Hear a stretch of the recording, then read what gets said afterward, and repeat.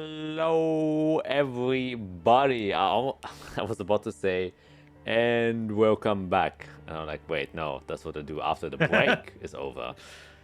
Yeah. Too long. Are we doing too many off sessions? We've been trying desperately to stay consistent with this, but real life, it's the summertime, so just get in the way. But we still are here, one crucial episode away to reach that goddamn milestone of 100 episodes. Feels like we've achieved something. Fine. Yeah. Anyways, that's nice. And because usually I don't really know what I'm saying. I try to do announcements, but I'm like, why am I doing announcements? It doesn't matter. All right, we're here for the session. So instead, what I'm also doing with my other campaign right now is I will do the recap now. And then based on this recap, I will then ask the question of the day. Because usually many of the players just forget what has happened the last session. And so when I ask a question, they got no idea. No, that's less the case with you guys. That would be me. That would be me. That would be me. We finish the session and everything just goes whoosh. It's gone. Yes, but I do think it's like just having a refreshed recap and then having a question based on that makes it a lot more easier to answer. Plus, then also the viewers who might not have catched the last episode or don't remember the last episode are also up to date.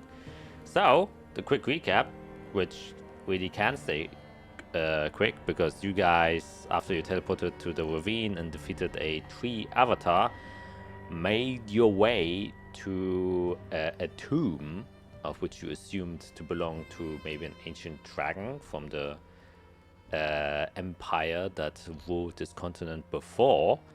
And indeed, you would find a large stone structure that has a draconic statue on top of it, but would also discover that this was like a minor hidden settlement of green dragonborn, which seem to have been extinct, but it seems also that a cluster of them has survived within the Servalong Great Woods, because literally there's no better place to hide than here, other maybe than directly in the ravine itself. But that might be a little bit too dangerous. And you talked a little bit with them, discovered more things about the larger conflict going on, but at the same time got reassured and to have your goals to be focused on what is most important to you as a group directly. And so to not be overwhelmed of the sudden kind of, what's it called, premonition that you've received in a dream 2 days prior. You decided to check back in with, well, or more specifically, Isra with her parents, and there you discovered that they seem to be working on something within Collis, and that they have allied themselves with Zernon and, not Zernon, what am I talking about? That's your father's name, with Veltrix and Tenaria. And so your curiosity got the better of you and you decided to teleport there. And once again, maybe Fiera is just such a competent mage. You made it in one piece without any problems. I think I rolled a 98 or something like that, which was insane because last time I rolled an 87 or something like that. And yeah, so the question of the day will be, what are you expecting in Collis? That's about it. An open-ended question. As in, you can either say what you wish to do, or what you think you're gonna find there, or what Zernon and the others have been planning. Up to you how you wish to answer that question. Very open-ended. I'm Greg, and I'm playing Irix Banner, the human artifighter. I expect that things are gonna be a lot. I think it's gonna be a lot more calm than we expect. I I don't know why, but I feel like just the being in the cold is almost like a weird buffer from what we've experienced the last little while. So I feel like people up in the colder climates are probably just like, whatever's happening down south is whatever's happening. Up here, we're just living our life and trying to survive. Personally, I mean, there's a few things that would be fun to kind of, dive into and learn a bit more, because it's the complete opposite of everything Eirik has known.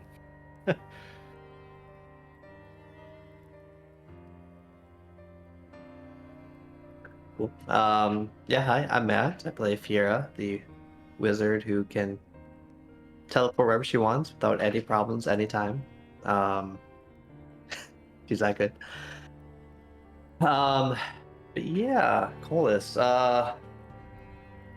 Putting it as simply as possible, there's going to be politics, there's going to be factions, there's going to be problems that we didn't know about, or problems we did, like dwarves digging underground in another country. That was a question mark. I know there's stuff about like resources. Fiora needs diamonds like you wouldn't believe. Her spells coming up. There's a link to Shadowmancy I should probably look into. Then of course win the arena here in town, then go to the capital and win that arena, and then be a champion of the entire country.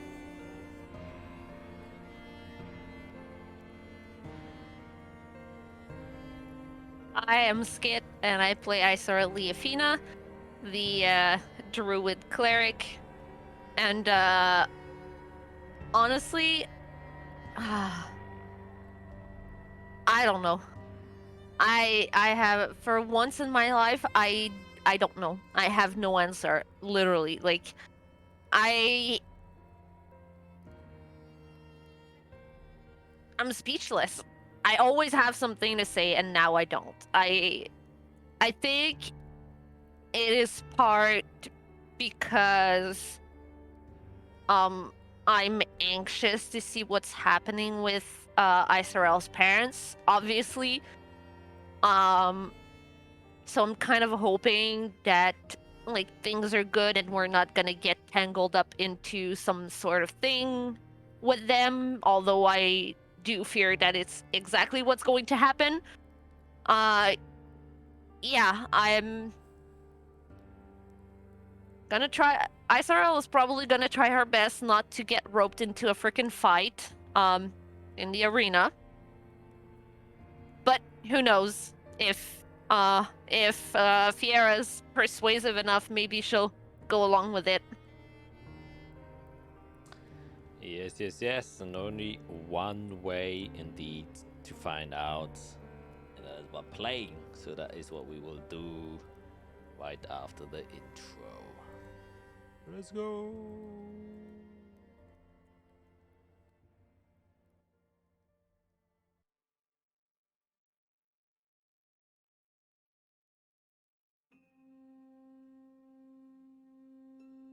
The blood that was spilled, it soaked within the earth. It dried and will be forgotten. Depraved maniacs who wished nothing more than to dream of what could be. They were a necessary alliance to get what we needed. A little bit of time. Though their meager efforts were even worse than anticipated. This is why we do not trust foreign powers, my liege. Faith wanes. It is highly unreliable. We do not worship. We study. We do not pray. We calculate. We do not hope. We act. With this device, the doors that it will open for us, the potential which it will unlock, it will be a turning point in our scientific history. The blueprints deciphered from the remnants of the forges of war. These are the only scriptures we need. No alliance, no faction nor nation is strong enough to stop the engines of destruction which we have built. All it took was a little more time. Glory will be brought to us, and we shall reign indisputably over the entire continent. No legions, no battalions, no military will be able to stand in our way. No demon nor angel will have the power to stop us. We shall reign as true rulers. Thine royalty, it befits the crown to rule all. Distant are the reliance on the so-called light. We shall show them what light is, and we shall show them what true freedom and supremacy looks like. My king and dearest queen, thine throne befits nothing less than power, and I, your humble scientist, shall give you the power it deserves.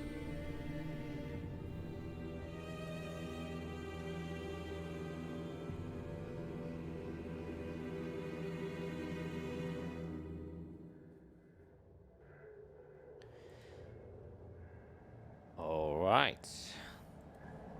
The recap was already made, so we'll skip that and instead focus on what you guys are seeing right now. Standing about knee deep in snow. The cold, chilling air is biting, and you can feel the frost already developing on the different parts of your body that is still somewhat covered by slight sweat, which you have accumulated during your stay in the Servalon Greatwoods, the southern parts, which are famously a little bit more warmer and humid. And as such, this sudden shift of going from one ecosphere into the next, it is gnawing on your bones and skin, as the shift in temperature is truly something that your body is kind of trying to cope with. Nonetheless, you are greeted with the cold, blazing wind that is also slowly drying your eyes, and you're having trouble just keeping them open.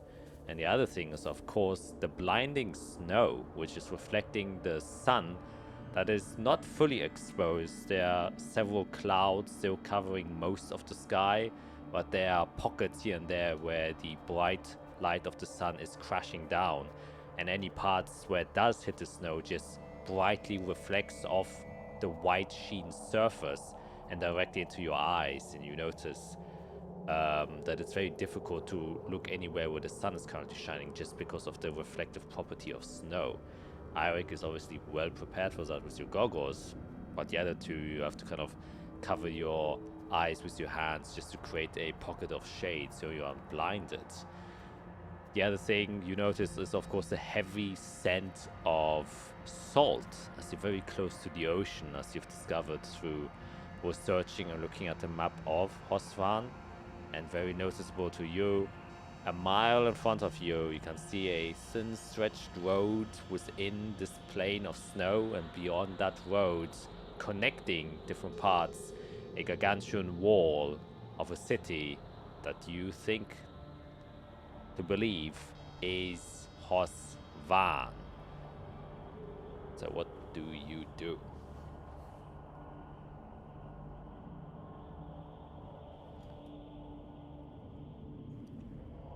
believe your dad said the message when we got here.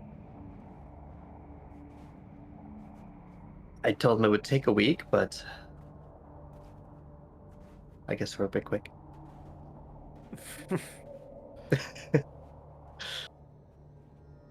Let's not make a habit of Uh. you thinking you're this lucky at teleport, by the way. Yeah, no.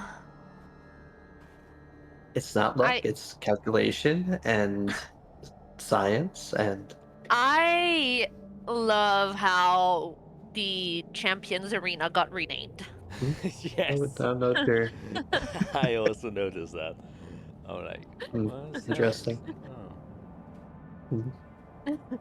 that? Yeah, we're supposed to meet him at the gate or something, or meet someone at the gate. Right. So how about Yeah, how- I'll cast a spell, put it in my black bead, and then hand it to Azrael. It's a sending spell. okay? 25 Oh. words.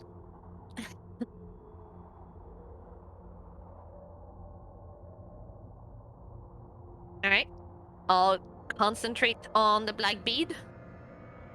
And I'll let this spell out so I can cast the sending. And I'll send to my father. Hey, Dad. We're here. That's it. You get an abrupt response. It's like, oh, quick. Not entirely a week. Veltrix will meet you at the Champions Arena gate. Look out for him there. I'll turn around to Fiera and Eirik. Sorry, I almost said Greg. Fiera and Eirik and say, Veltrix, my father's right hand, is gonna meet us at the gate. Perfect. Hopefully we're at the right place and I did not tell my dad, hey, we're here, and we're not actually not. But, you know, we'll see. I think odds are in our favor. Yeah, I guess what's like the city wall made of? Is it just like stone? Or some other material? Oh, it's a mile away. You have to get a little bit closer to be able to inspect that. Okay, let's go Yeah, for a walk. let's start trekking in the snow. All Let's, right. Oh, let's you put know- our winter clothes on first. You know what? You know what? Isara's not even gonna joke with it. She's gonna turn into a dire wolf. Sure. Friendly looking direwolf. Yes. Her eyes are not like very mean. They're very Isara like eyes. But yeah.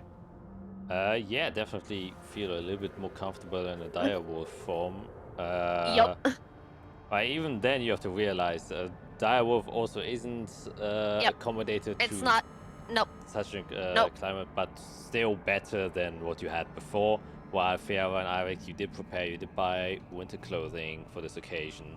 That's why you strapped the warm coats that you bought for this, and you can definitely feel how, especially as you took your hands out to create the scroll, Fiera, you did notice that there's a stiffness to your hands that you don't usually feel when you cast your spells, just because of how cold it is, and it's you can feel your fingers already shaking. Yep. And you really, I'm gonna. Yeah. Yeah, I'm gonna nudge at them to like let them know, like, hop on. Okay. Let's Going go. for a ride. Okay. Yeah, because I feel that the reason why Isarel turned into a dire wolf is dire wolves are going to be better equipped to walk in the snow than people that have never been in the snow in their entire life. So That is true. it's gonna be a little less hard. Yeah, and Okay, yeah. you are off track, which is why you are knee deep in snow. So as you jump on the direwolf, which is also just bigger, so it isn't strained by the amount that the direwolf's legs are, submerged into the snow. And so as you hop on, you slowly trudge through the snow. Unfortunately, with 2 people on your back, it is a bit difficult to run, and also the encumbrance of the snow, but nonetheless, you make your way towards the city. And as you get closer, you can see, obviously, on the outsides, the big gates, very visible, seems to be made out of some sort of iron material, probably one of the local irons found within colors, though everything outside has this very white silver coloration and light blue, just because of the frost that has gathered there over time. A big wall is taking the forefront of any heavy snowstorms that come by, and so even as you get closer and you get about 100 feet away from the wall and the gates, it's difficult to ascertain the material, just because everything is covered in snow and ice. So there are many layers of natural elements that have accumulated over the many years that this wall has probably been standing here for. However, with like your passive investigation between Fiera and Eirik, you would notice on some occasions there are cracks where large portions of snow have just broken off and reveal what is behind, and you can see the segmented nature of how the wall was built through large blocks of what seem to be some sort of stone-like material, perhaps granite, perhaps some sort of natural stone found here on the coast, but it definitely seems processed in a way that it's not just a pure raw stone, but it has been cut down, and you get the impression that it was built and not terraformed with light crystals, because they're segmented stones here, which is in itself extremely impressive, especially because it's so far north, where the storms are famously more violent than in the south, because directly it's one of the first countries that gets hit by the storm each time it passes down. So therefore that kind of speaks to the already well-known reputation of dwarven craftsmanship, and it stands here. Though there's not much beauty on this wall. Everything seems to be straight-faced, hard edges, big blocks meant for stability and function, and not elegance and aesthetics. And the closer you get, the more you can see that the roads here are traveled. It is right now, you left in the morning, but the time you arrive here is a little bit shifted, and it's around noon already. And from gauging where the sun is, it seems to be around 12 p.m. Is 12 p.m. noon, or is that midnight? Yeah, noon. Yes, and you can already start to, like I said, see many different people walking out, and you see like trails and big groups of what seem to be merchants that have these very big bisons that are completely covered in wool. They literally look like a big mop that is a little bit elongated, because you don't see anything from the actual animal itself. Instead, you can see 2 big tusks that come underneath this wool and that curve to the front and around. And attached to these tusks are ropes and ladders that are connected then to a cart, which is currently pulling. And you can see many of these woolly mammoths walking out or into the city and are carrying the respective carts, and seem to be the main beasts of burden around this town that have, obviously adapted to this very cold climate. And you can see on the carts many different people, mainly dwarves, very small, very stout, or also covered in very bushy clothings that stand out to you, because you don't usually see that. But many of the clothings you see on the people that are traveling in and out of the city seem to be very mostly furs. No eloquent silks, no refined clothing materials. Everything is just a big bundle of wools and thick knitted material in order to retain all the warmth your body produces and keep it inside of yourself. And as you step closer and you finally get onto the road itself, people don't seem to take too much note on you, even though you're traveling with a big dire wolf. Even the beasts of burden are like gargantuan compared to the normal oxes or mules you find in the southern regions of this continent. And so compared to one of these woolly mammoths, your dire wolf seems rather small in comparison. These are like really these large beasts, and you notice as one of them, as you kind of get closer to the city, and one of them kind of leaves pulling 2 large carts, that you notice that it actually has 6 legs that it uses to move itself forwards, and you can only see that the feet are like briefly visible every time he lifts one of the foot to step forward, and you can just hear this very heavy thumping sound each time it kind of lays down as it slowly moves past you. These beasts don't seem to be very fast, but they seem to be able to carry a lot. And in front of you, you see the approximately 20 to 30 feet tall wall, very thick, probably reinforced. You can see many different guards that are stationed on top. The guards that you've seen before that have this very bright blue, golden trimmed armor. They have dual warhammers attached to both sides at all times, and their helmet sits like a somewhat pointed helmet, but their lower part of their face is covered by a lion's mask that is also golden.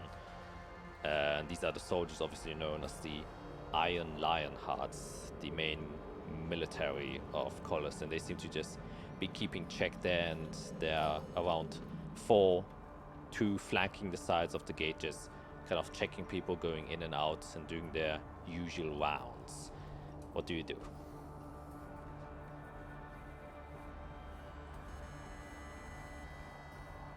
Let's see, if we have an idea of what the city looks like from like a map, are we headed toward the middle rather than the 2 side entrances? Oh yeah, you can definitely see that you are standing right at the center of this city, and you are approaching the middle one. Is the gate open? Closed? Yeah, it seems to be wide open.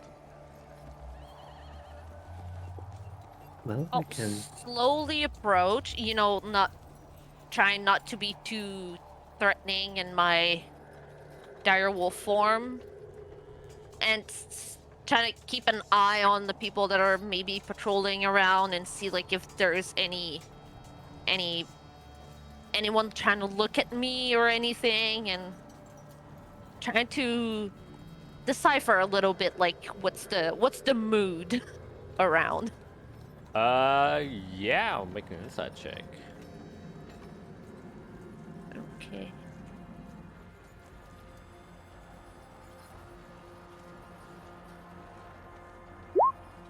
$24. Gauging from the people that are leaving the city, there doesn't seem to be any particular tension going on. So, the people don't seem to be uneasy or threatened in any way. People are freely entering and exiting the cities. Same goes for the soldiers. They don't seem to be like super eyeing everyone that's going in and out. They're just very loosely just, talking with everyone that goes inside, obviously taking note of the people that are entering the city just to keep protocol. And so just from being at the entrance, there doesn't seem to be any suspicious activity. And once again, even as the dire wolf standing here, you don't accumulate any unwanted attention. It doesn't seem like it's either common that a wolf is here or that they just don't care, one or the other. Yeah, that was basically like what Isarel was wondering. Like, if I try to enter the city as a dire wolf, are we going to be met with like bows and crossbows and pikes? You would know as like a druid. Like, druids aren't super uncommon in this world, so it is very well. People are familiar with the fact that people can change into animals. So, and dire wolves are also trained in some regions. You don't know if they're trained here, but they're definitely, very good hunting animals and stuff like that. So it's not uncommon to see groups of people, even like bears and stuff like that, are known to be pets of adventurers. So you would know that. All right. Yes. keep walking in then. All right. Yeah, you approach the gate and you can see that one of the soldiers is currently talking with other small group. Looks like a family, dwarven family.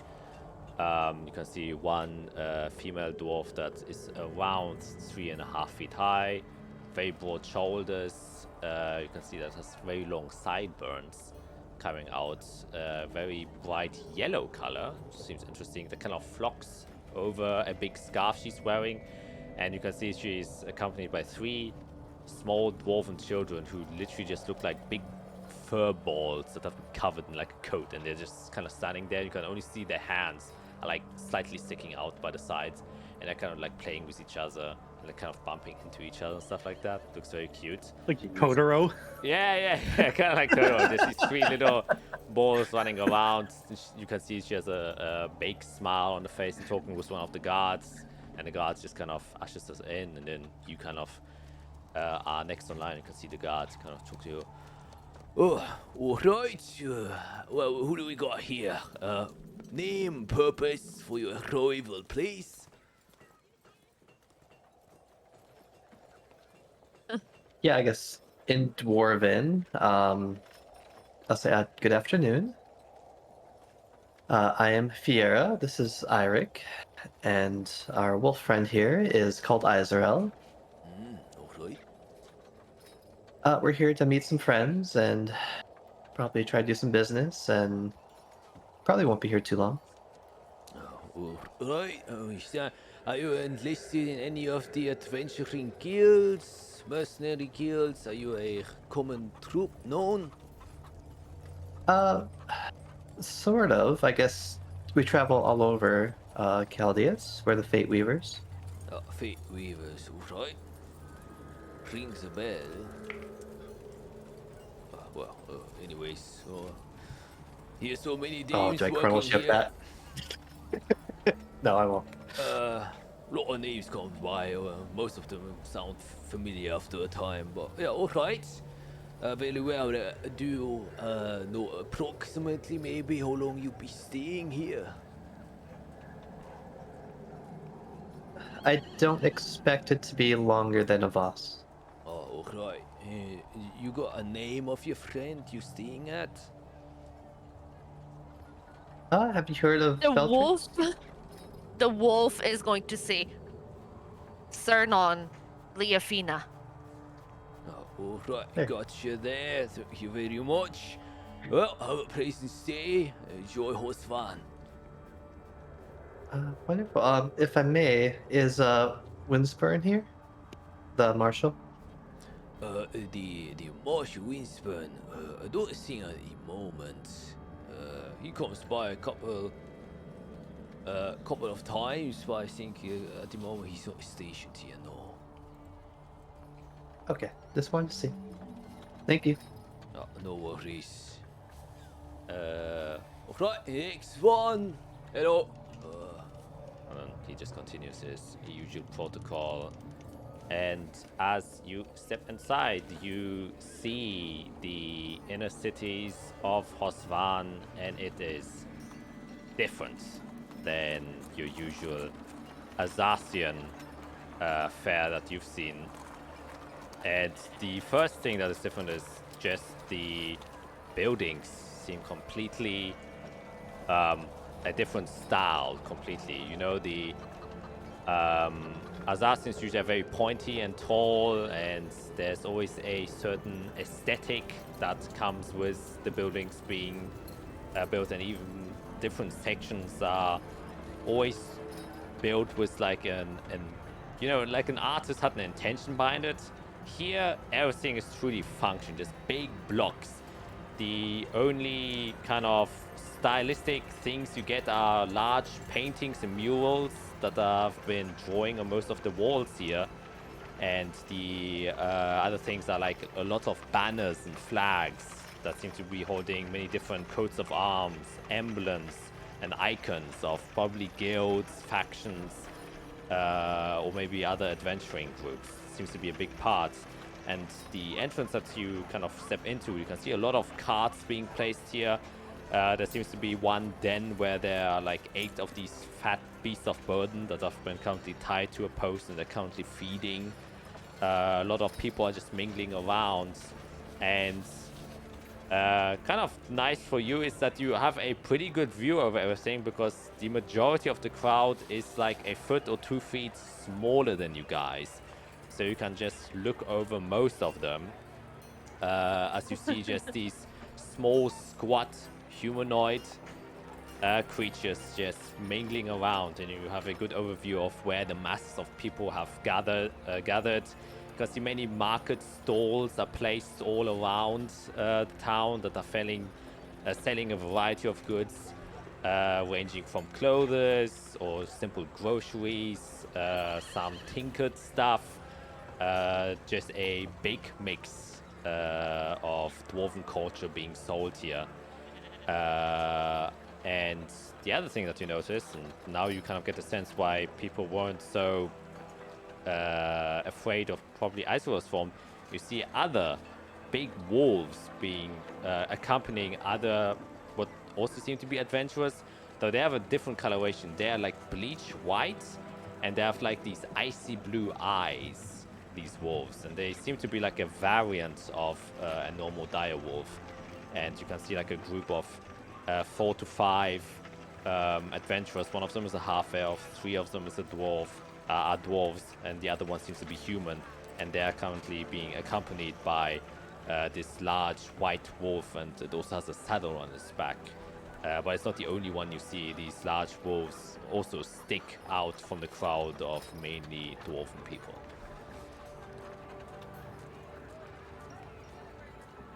Azrael just unlocked 5 skins. For a Yep, wolf. basically, I'm collecting all of them and registering them in my just app. It's okay. Well, I guess Presuming we're right there, like inside this front entrance, looking straight down the street, can we see the arena? Yes, indeed. As you take your gaze a little bit further up and away from the shorter heads that led to the streets, there's a clear view of the arena, and you can see that the entrance specifically was built, so that's the first thing you usually look at, as the houses kind of point almost towards it. And as you see through the, not necessarily alleyway, but the kind of off section where these houses kind of stop, and you can see this large Colosseum-like structure with arched pillars that go all around it, and big statues of dwarves and other humanoid figures that are standing on top of the arena itself, kind of decoring it, and many different flags also litter the top side that are blowing in the wind. And it is a rather majestic sight in comparison to the pit that you saw in Zunanir. This seems to be like a grand, almost like proud structure that they have built, and it seems to be very well kept. And you notice that probably a lot of money goes into just maintaining this structure and to keep it just, you know, standing with all the high storms that must be battering against it, because it isn't built fully stably proof for high storms, because there's like several exposed pillars that could easily break with the exposure to too many high storms. But everything seems very stable, everything seems very nice and clean, stuff like that. It's like when you go to a new city and you see like a very obvious structure that the city is taking care of because it's important for, you know, tourism or something like that. That's that. That's the tourist attraction, and we're going to take care of it. Yep.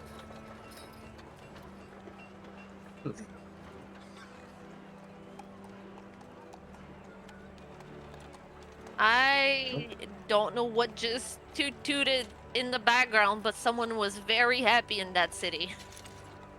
Oh. I'm listening to the...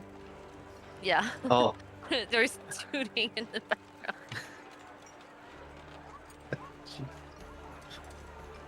well, anybody want to keep an eye open for Oh yeah, I'm Veltrix? definitely looking around to see if Veltrix is around. Alright, we can make a perception check. I'm just gonna yell Veltrix's name. Alright. Alex just shouts, Veltrix!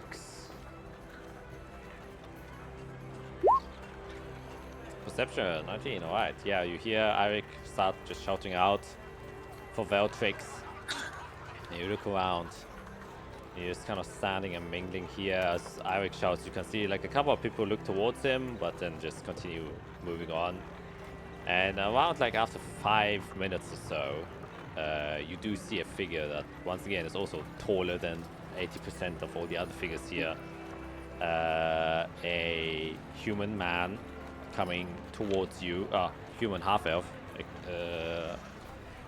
excuse me.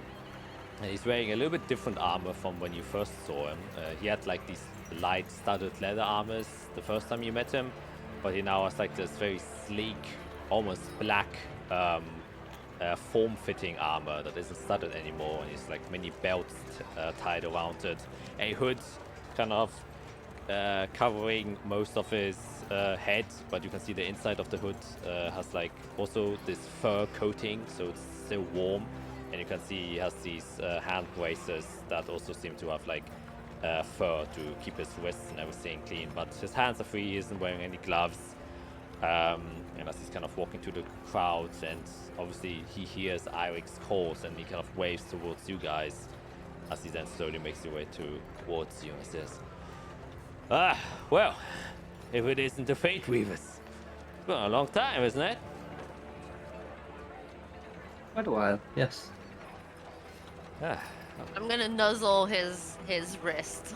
It's like, oh, yeah. Forgot you can turn into animals. Christ. I assume this is ISOL? Mm-hmm. Right. Wes? Jade, I believe you were 4, right? She's in the shadows. Right. Doesn't sound suspicious at all. Well, I understand. It's not the first time it has happened. Okay. Well, anyways, let me take you back towards Sonon's place, and then can have a double there. Unless you first want to have a look around here, feel free to do so. Well, if we have to. Maybe a tour? Let's go. Sure. I'm staying a bit undercover just because of the operation we're doing right now, but So me yelling your name probably wasn't a good idea. We also stand out quite a bit as a group, I've learned. Maybe in Azathia, but in Collis you don't. And he kind of shows to other group, and you can see just 3 ogres standing there, accompanied by one half-elven woman who seems to be cladly dressed for this temperature, but has this very pale blue skin and like golden embroidered jewelry across her entire body. And she's kind of just standing there with a super long pipe that almost goes like 2 feet long as she's kind of pulling from it. And he says, believe me, if there's any place that has accumulated a colorful plenty of groups, it's here. I need to learn that. Great. Which is why I feel a little bit more comfortable that you were screaming my name, because I think most of the people here don't care. It's very noisy here. If anyone heard that, then I think I would already have been caught in the first place. Okay, nonetheless, so I can give you a quick tour as we walk towards Sonon's house. It's a little bit far away, that's why it took a while for me to get here. But nonetheless, he turns around and then starts walking forward. And you follow him in his step, and he obviously points first towards like a bunch of stores. Well, right now we're in the Valhalla Champions Arena. The entire district is referred to as that. Obviously, the center of attention is this as you kind of pass by this large building. And you can see around the arena itself are like a bunch of stores open, selling just foods, drinks, of a large variety. And you can also see that there are like these booths open on the wall of where the arena is itself, also selling a variety of goods. Also like merchandise. You can see like hoodies and t-shirts and all that stuff also being sold there. But you can also see like a ticket booth. You can see one that says viewers and the other says contestants. And it says every VOS there, the arena has a show going on. Shows are wild and different every single time, but it's probably one of their main income sources for Hosfan. Lots of people from all across the continent just come here to watch the spectacles that go inside of there. I mean, it is blasting good, if I do say so myself. I've watched a couple, but my coin purse doesn't allow me to do more.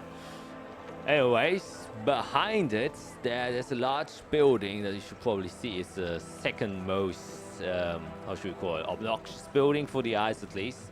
And you can see there's this very large singular building that is almost completely gold, it looks like. And you can see like palms and stuff like that, like palm trees coming out, which are obviously, you know, still covered in lots of the snow, but you can also see that it's the only building that isn't completely covered in ice or snow itself. And on top of this building, you can see there's this extremely large golden lying sphinx that's just sitting on top of that. And a lot of people are also gathered going in and out of that. And he says, now, that is the Glory Shores. It's a casino. It's the other part where a lot of money is made inside of Hosvan. If you want to try your luck, you can go there. I can tell you from my experience, I'm not the luckiest guy. But maybe you have better chances than me. It's run by a Tabaxi mafia, if I remember correctly. Oh, he can probably hear the wolf groaning when he says that. But they're state affiliated, so a lot of the earnings they do there have to be paid to the state as an allowance for the business. But they have a contract with them, so they actually take care of much of the criminals here, and so there's not much crime that goes unseen here. It does happen, but they have the tabs on it. And then he kind of takes you to the very northern side of the Valhalla Champions Arena, and he points to one of the gates on the very northern side, and it says, that gate leads to the Forged Fire Temple. It's just the local religion of Collis. Don't know if you've heard about it yet. It's popped up in popularity since the discrepancies with the Holy Religios, and they've kind of built their own name now. And then following along, not really interested in that. If you would go further east, you would have the Village Education Center. It's where the schools, universities for tradesmanship, for shipmen are being made. Then there's the Korvan Storage District. It's just a large warehouse capacity, since Osvan's mainly an import and export city, so they have a lot of warehouses there. And he goes and he shows, if you would go to the western gate, get you to the Telburns Market District. I mean, it explains itself. Lots of shops, lots of different goods sold there. Magical and non-magical, a lot of things find themselves here. As once again, it's a big import city as well, so a lot of oddities comes. If you're searching for ores, gems, stuff like that. Also, big jeweler store exists here. And in the Iltritz Merchant Plaza, that is where we're heading right now. That is just where most of the merchants have their own personal warehouses and stores, and where a lot of we call B2B business takes place. So where businessmen trade with businessmen, not much you can gain here as a individual. But we have a nice tavern that we've stoked out here, and where we've been staying. Well, it's not really a tavern. It used to be a tavern. You'll see. And it kind of leads you all the way to this place. And as you're walking by the variety of people, you pass by truly almost every type of dwarf you can imagine, and also the colorfulness of bright and dark and neutral individuals kind of grasp your attention or lose your attention. And it is from the mingling of people that have gathered here. It's like when you come from a very center American town that only has your typical white people, and then you suddenly go to a California, for example, and the first time you see just the multicultural citizens that live or visit this place. It's a bit shocking. So I think it would be a bit shocking, probably for Fiera, since you were mostly clustered in Canaan for most of your life. Humans. Yeah, and just seeing this mix of a wide variety of mix. Still, it's very dominant in dwarves, but you see usual races that are kind of considered vile blood. So you see a lot of orcs, ogres you've already seen, occasional goblins that are just walking through here without judgment, and sometimes even a big turtle that is just walking around here, and even a very rare species of a loxodon, which is a elephant humanoid. That is something around here, and that's the first time any one of you would have seen that. And truly, the bizarrest of creatures you do find here. But the kind of mingling and stuff like that kind of dies down a bit as you enter into the merchant plaza, as here seem to be mainly almost 90% dwarves that have more of a stricter business expression on the face. It's like if you go from California, and then you go into Silicon Valley, and then suddenly all white-collar workers are there just doing business, and you can feel the shift of the city itself. And as you're getting led down by the roads, you do notice that Vertrix is kind of taking you through alleys to not take the most open space around the city. And you don't know if it's just a habit of his, or if he's trying to also keep you a little bit undercover. But as you get to the docks itself, you can see there's one medium-sized building. It's a little bit narrower than the other neighboring buildings. Has 2 stories. And you can see there is a shield, a sign that had at some point something written on it. You can only ascertain a few of the writing marks that are there, but has been over the course of many years just been blown away and has never been repainted. And he just kind of opens the doors. The windows seem to be very dark and dusted as he kind of just walks up and opens it and steps inside. It's like, all right.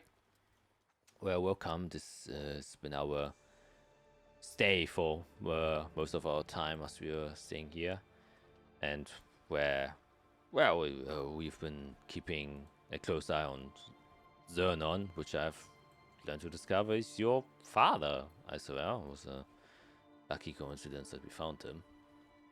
Anyways, please come inside. And as he steps inside, you can see there's a very humble living area, a small kitchen on one side, a medium-sized desk on the other with 4 chairs, and then a door that leads to the backside and a door that seems to be leading to the left. It's currently open. And you can hear footsteps going upstairs from beneath. And then coming out of the door from the left, you see Tenaria. She steps up and he says, you've come back, Vertrix, and oh, wow. And kind of steps up in front and kind of props her robe. You can see she's gotten new robes. Tenaria seems to be slightly inspired by your dress, Fiera. Has a bit of a tighter fit. Also has like a spell scroll holster belt on the side where she has like two spell scrolls attached then, and several component pouches just attached to it in case for a need. And yeah, long flowing blonde hair as usual, very pointy ears. And she also wears these two gloves, fingerless gloves, on both of her hands. But everything has this very somewhat purplish and green accentish coloration, which is a very unique choice to have green and purple, but it kind of fits. She says, it's so glad to see you again, and well, I wouldn't necessarily say soon, but it's kind of soon, isn't it? Fate Weavers. Yes. Hello. Oh, I'll shimmy and shake so that they get off me. Oh, hold on. Yep, and I'll turn back into Iceral now that we're inside. Yeah. Yeah. Well, when I heard from Sonon that you were coming, I was kind of excited. I mean, I'm kind of needing some help. Veltrix kind of looked and said, "Oh well, yeah. We could handle it ourselves. Well, a little bit of aid in here and there doesn't work. It's a big kerfuffle." Anyways, was there anything specific that kind of led you here? And then as he's saying that, he kind of leads you downstairs as he kind of just walks. Ooh. I mean, a few things. Azrael's parents are here. Maybe we're checking on them. We found a strange connection in Azathia that also we're trying to figure out. But of course, you're here too, so it's it's a good connection, and we kind of want to see what's happening here. Well, things I don't know how much you remember from last time, but yeah, we were also somewhat investigating the happenstance with Calyx, since he was transported from Collis, and we were coming from Collis. Right. And we were kind of on that pursuit before we got, involved in all of this Calyx stuff. We were first trying to figure out and actually stop them from bringing him over. That was actually our current endeavor, which, well, as you know, we unfortunately failed. And it's turned into the big mess it is. We're very familiar with failing ourselves, so. Yeah. And so when we returned, I think we told you that we were returning to Colors to kind of, how should you call it, tie the loose ends of this thing to try and figure out who was actually behind this transport. Since now we know there was a bit more going on than just trying to get a criminal out of our country.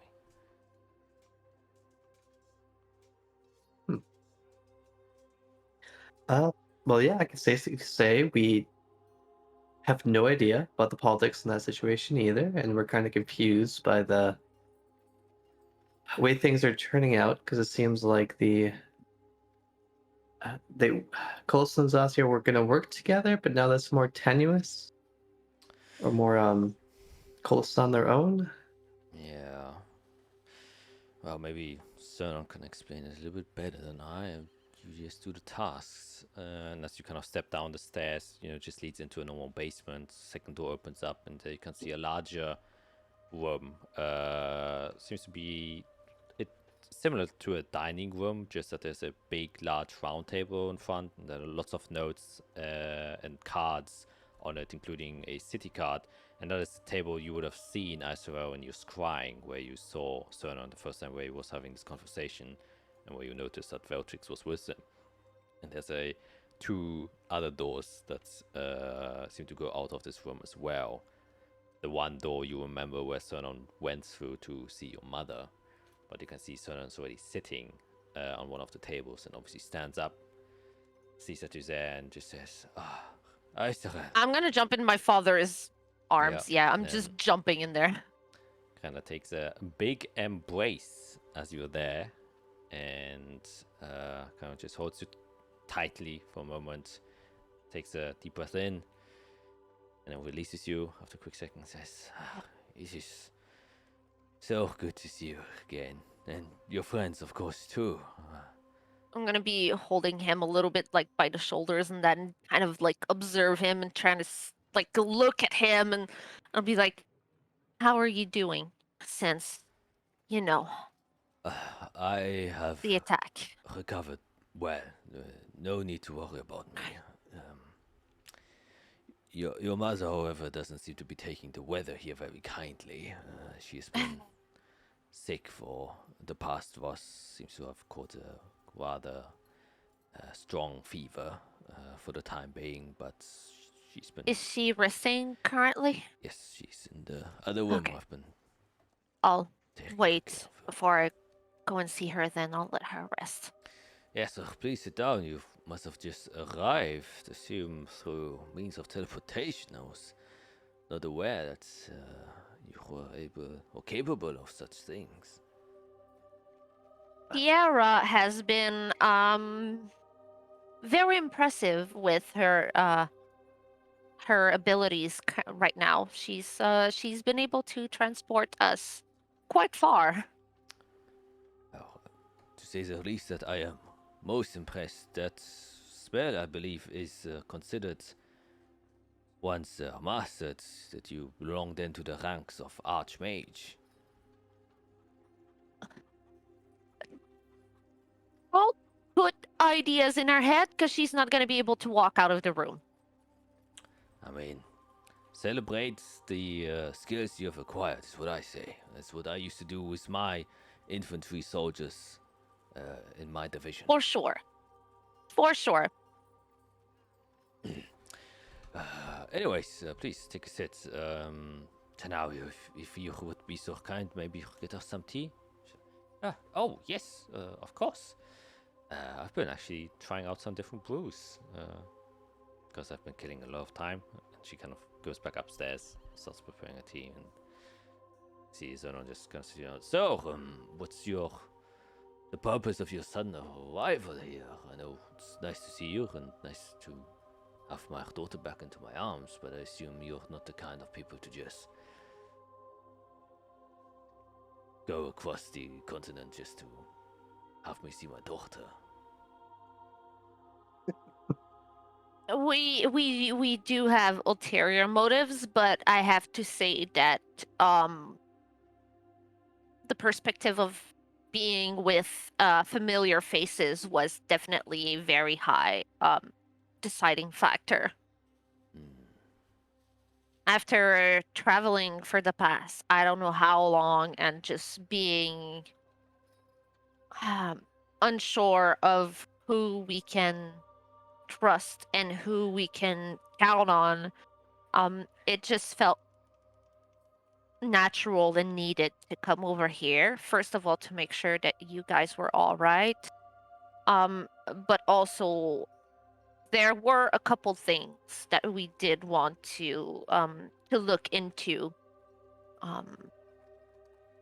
Especially when it pertains to what happened with Arya's family and yourself, and Kronberg, who is tied into a lot of things that we're trying to untangle currently, but also other little things that it just made sense that Colis was the next place to go.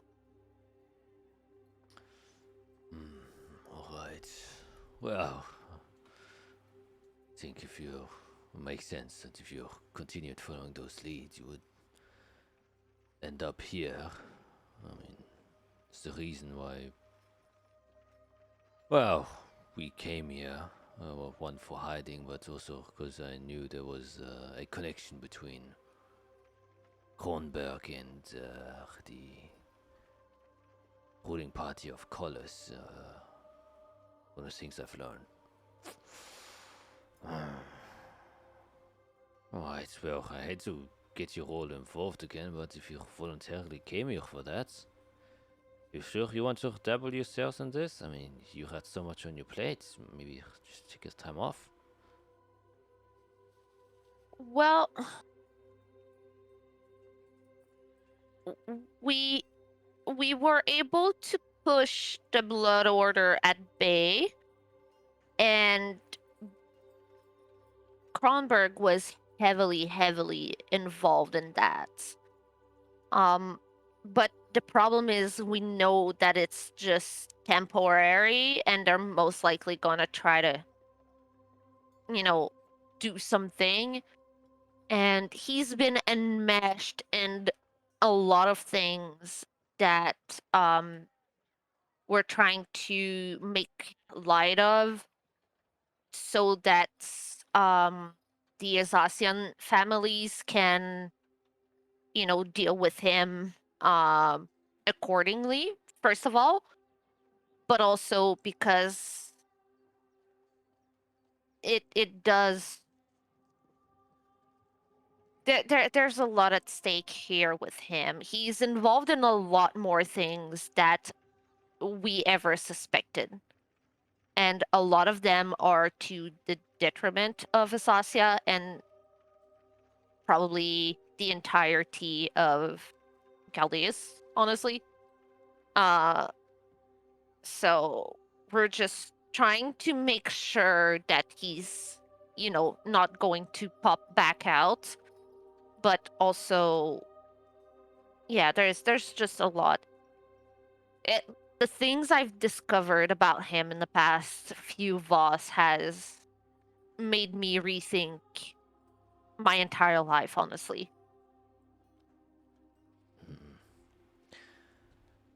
Understandable. I mean, I knew him for the better half of my entire life. I didn't suspect. I knew he was dealing with dubious things here and again, and that he was at some point also involved with the cartel, but I didn't expect him to,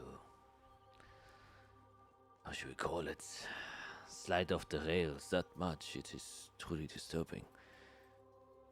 Well, He was actively working with us to make sure that the Azathian interests were kept in the negotiations that were coming, all the while working behind our back to make Azathia fall to his hand. It's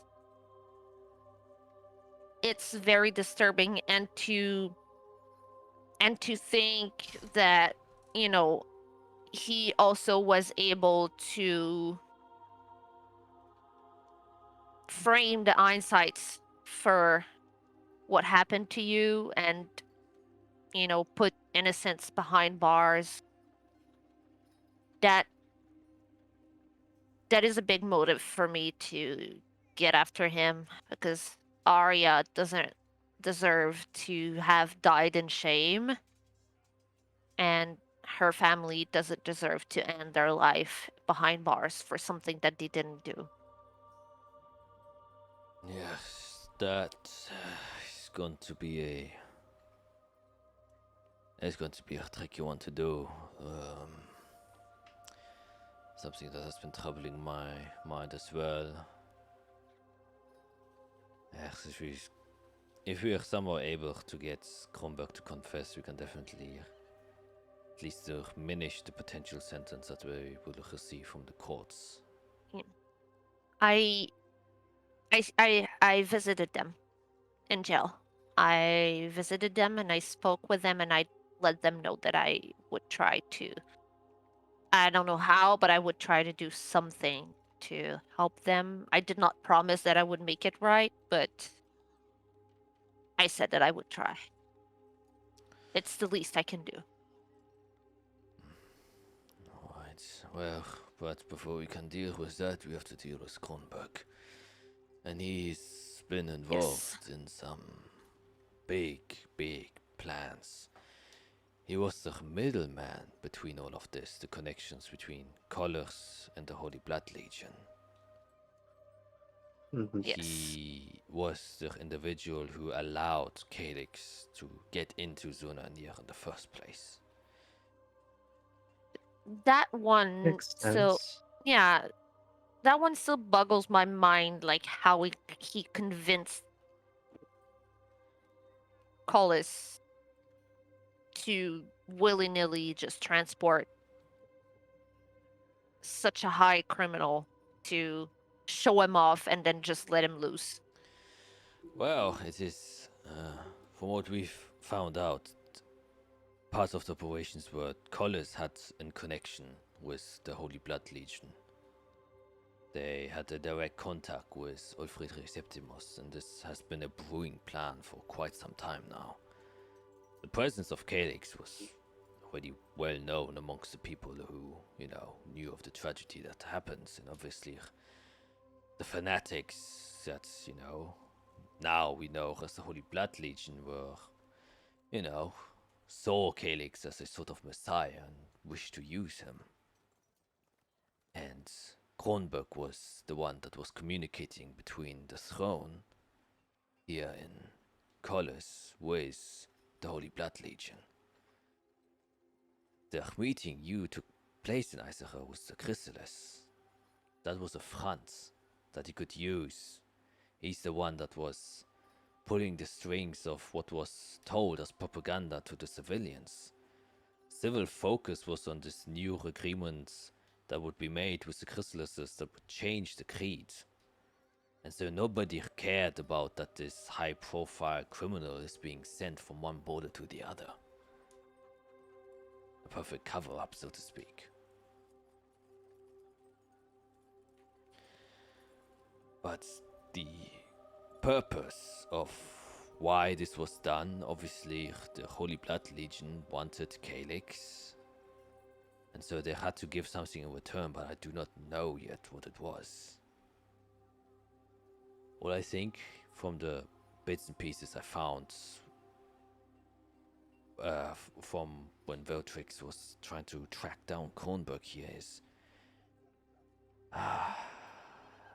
it seemed to be the throne was following their own agenda. They didn't necessarily care what the Holy Blood Legion was doing. They were one part of a bigger plan that they were pursuing. But it seemed to have failed because the Blood Legion failed. So that's currently what we're trying to figure out. Kronberg is still on the loose, probably returning to whatever rat's nest he came from, and so we try to follow that lead. He's definitely not having a good time right now. Last time I checked up on him, he was not having fun. He was looking rough and definitely in hiding, and seemed like he was not having a good time. So Understandably, I wouldn't have a good time either if I'd be the middleman and completely butchered one of my operations. Speaking of like checking up on him, I really hope you don't mind that I've been kind of spying on you guys lately to make sure that y'all were okay. Was that the reason why I was sneezing sometimes for no reason? I've been, and I just like kind of show my ball, and I've been kind of scrying on you guys just to make sure you were okay, and so that I knew where to find you if I had to. I mean, I used to do that when you were a little baby. I think that's fine. Okay. Like I don't father, mean like to- daughter. I don't mean to jump in sort of off topic, but on the topic of checking in on people, it just popped into my head. When you look into Kronberg, we know that there's already been some, like, foul play happening about people pretending that they're not who they say they are and all that. When you go and scry on Kronberg, are you scrying on the Kronberg or an entity that is appearing as Kronberg? The way that my scrying is, because I know him, because I've personally met him, and because I own something of his, even if he was trying to disguise himself, I would know where he is. I would be able to Okay. see him if I can go through the barriers that he may have. Okay. So I know that the Okay. person that I'm spying on or scrying on is Kronberg at that time. So if he was to disguise himself or try to change his appearance a little bit or something, he would appear different. I would know that he appears different. If I can go through to him, Yeah. it all depends on if the spell works or not. But if the spell works and I can get to him, what I see is Kronberg, whichever form Okay. he takes. Right. The 'cause- same way that if I was to spy on my father or mother, if they had changed their appearance, I would know that Yeah. it was them. Because Okay. and it's the same way when I spied on the person that I thought who was Tyron, I got to him and saw that he was different. True. Which Okay. brings me to my next point. Have they figured out what happened to the real Tyron Oh yes, a long time. that was supposed to be? We basically got to the meeting. There was a Tyron. The Tyron faked his death, disappeared, and then everything just went to shit. Yeah. Yeah, the real Tyron got assassinated a couple of days prior to the meeting. Was he not on the king's side, center by the crown? I expect not. Like I said, there are a couple of things that I don't understand, because I don't understand what Collis is getting out of this. If it seems like now would have been the perfect time to ally themselves with everyone. This is the perfect opportunity to bring peace, but for some reason they have an incentive to distinctively separate themselves, which is the other thing we've noticed. I don't know if you've seen, but they have this large own religion that has been vastly popular now. Yeah, we've heard of that. Collis has always been somewhat secluded.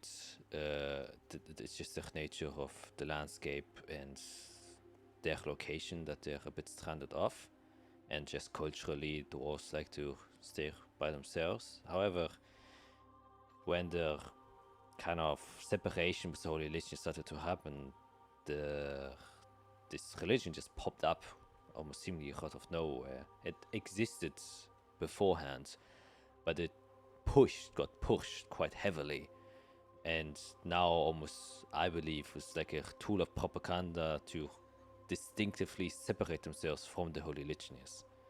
That they have their own religion, that they have their own state, they have their own culture, their own will.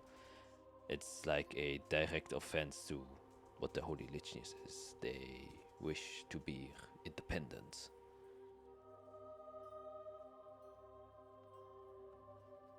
Yeah, everything is so complex now. It's pretty difficult to say, just to go back to what you just said before about what is Cullis trying to gain from everything. What is, what are they trying to get from all the different We also say relationships? Colis, but how many factions are at play here? Well, that's what I mean, is that it's hard to say, like, it's hard to talk about big countries as a whole when there's so many different factions now at play. Yeah. Everyone's just out for themselves. There's no borders anymore. Yeah, it seems like every border is getting muddled and groups from different countries are all getting involved with each other, and it seems like there's no more, like you said, no more borders. The structure that society sort of knew has begun to implode. Yes. Well, it has already since society got started. Slowly, but all at once. And now is all at once. So, this is what we've got right now. We currently have 2 leads that we are going on. And we are currently weighing in which to pursue next. One is we know for a fact that there has been a contact within the inner circles of the throne of Colossus that was directly exchanging letters with Kronberg. That is how we found the connection between the throne and Kronberg.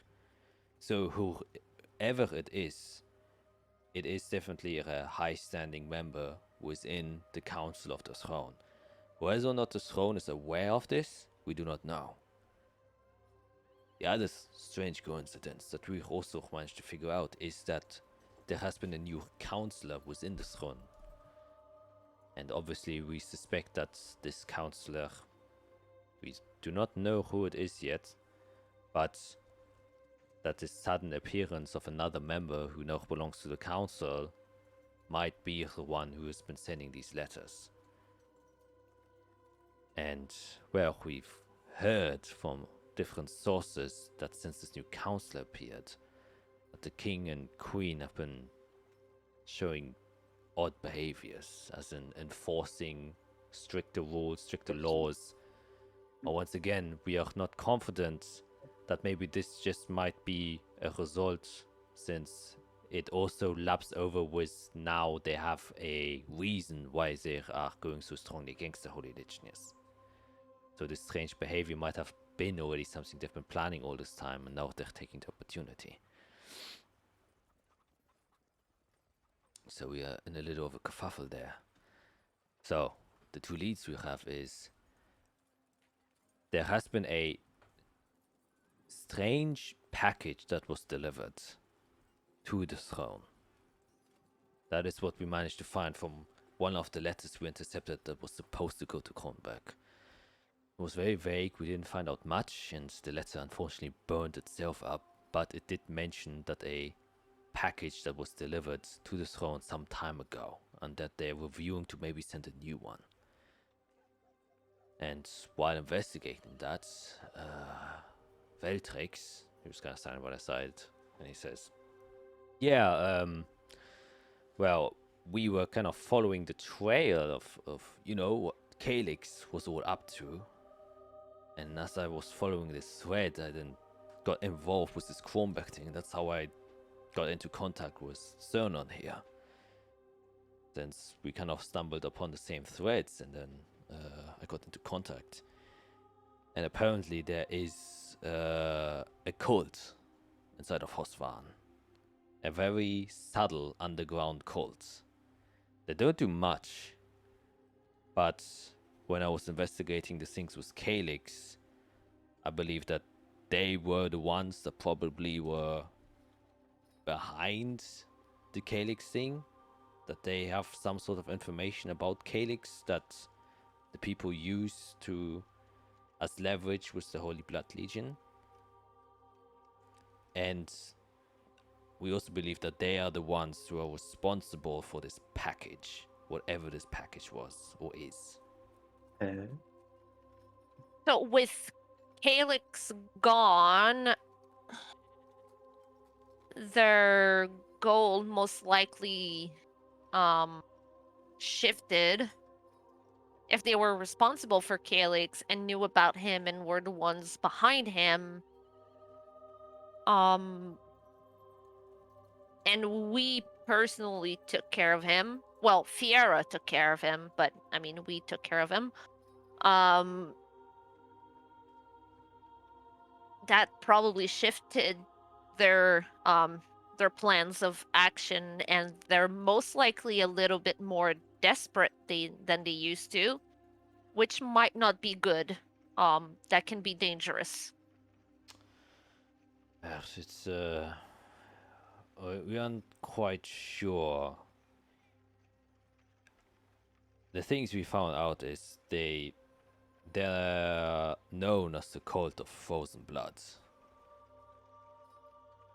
And like I Blood, said, of course. I mean, Again, with the blood, everything goes back to blood. I think anything that is somewhat related to Calyx will end up being related to blood to some degree. I think that's how the connection starts. It's much deeper than that. Much deeper than that. Everything that we've uncovered so far is all related back to blood and blood quantums and all. It's a whole thing. Well, whatever the case, I do believe that they specifically. It's difficult to tell. They are not much involved with the Holy Blood Legion itself, but seem to be more propagating to what is happening within the throne. They are the one that conceived or prepared this package that was sent there. And, well, as a means to get more involved, we found out the one and the only person who could have realistically sent a package to the throne from Hosvan is the chief merchant's overseer that lives here. His name is Dolwyn Coldhammer.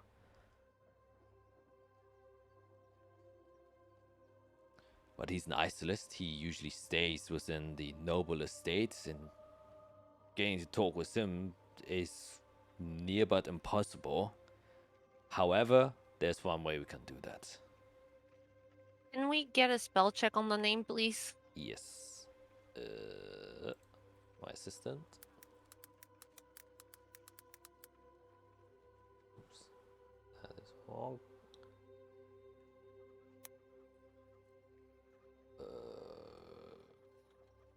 Dolwyn Coldhammer. There you Oh, it wasn't. Oh, okay. Okay. go. What did you write? I used a U. Oh, would have been good. But then it would have been Dolwyn.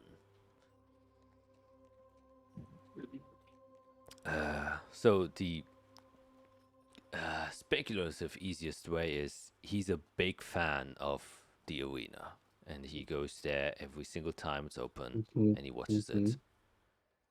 Oh, that's interesting. Yeah. You had to say that. You had to say that, obviously. You know, As, back as in himself, or does he disguise himself? That's Well, as himself, but more importantly, I wouldn't attempt to try and talk with him during the arena with all of the security measures being brought there. But whoever wins the arena gets a personal invitation to a special dinner hosted in the real estate. Mhm. I'm just gonna cover Fierre's ears. Yeah, That's- yeah. Quite a pickle we're in here. You know, I believe in infinite possibility and so many different ways of doing things, but And cover her mouth now too. mhm. So there's a Mhm. two-step operation, which I think is pretty obvious. First is win the arena, get invited into the estates, and then try and sneak into his office or whatever and try and suss out any information you can. That's sneak. Okay, well, we can do Well, part one. So, yep. It's been discussed already that someone wants to go to the arena. I'm just saying, in Souvenir, you know, I got invited to the VIP section. We had a chance to fight, but Calyx kind of put a pickle on things.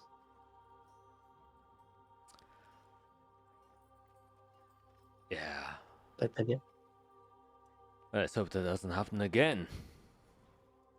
Yep. Last time we went to an arena, it turned to absolute crap. So let's hope it goes better. Should be. I don't think there's a second Calyx that's swarming around here otherwise. Well, Hopefully there's not. quite a few actually, but Around here? Yeah. Well, no, not around here. Okay. not necessarily. There are many Calyxes. sinners. Yes, sinners, not Calyx. I am aware. I've been to hell with you guys and have not forgotten. Okay. Yes.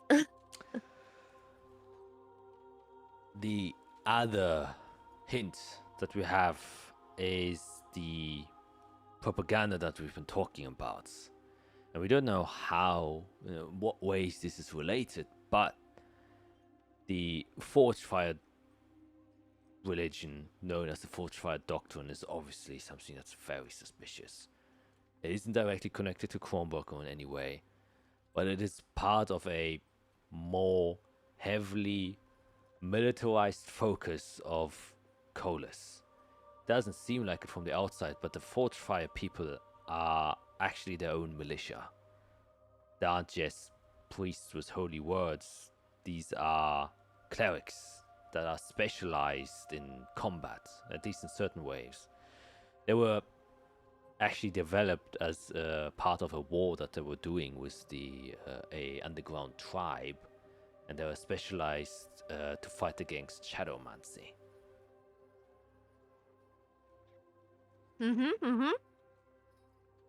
Side eye to Fiera. Yeah, I guess count me out. Yes, that's as a point of warning, since I remember you doing some of that stuff if you encounter any of these Forged Fire doctrines. And even if you are to go to the arena, people here highly, highly look down on shadowmancy.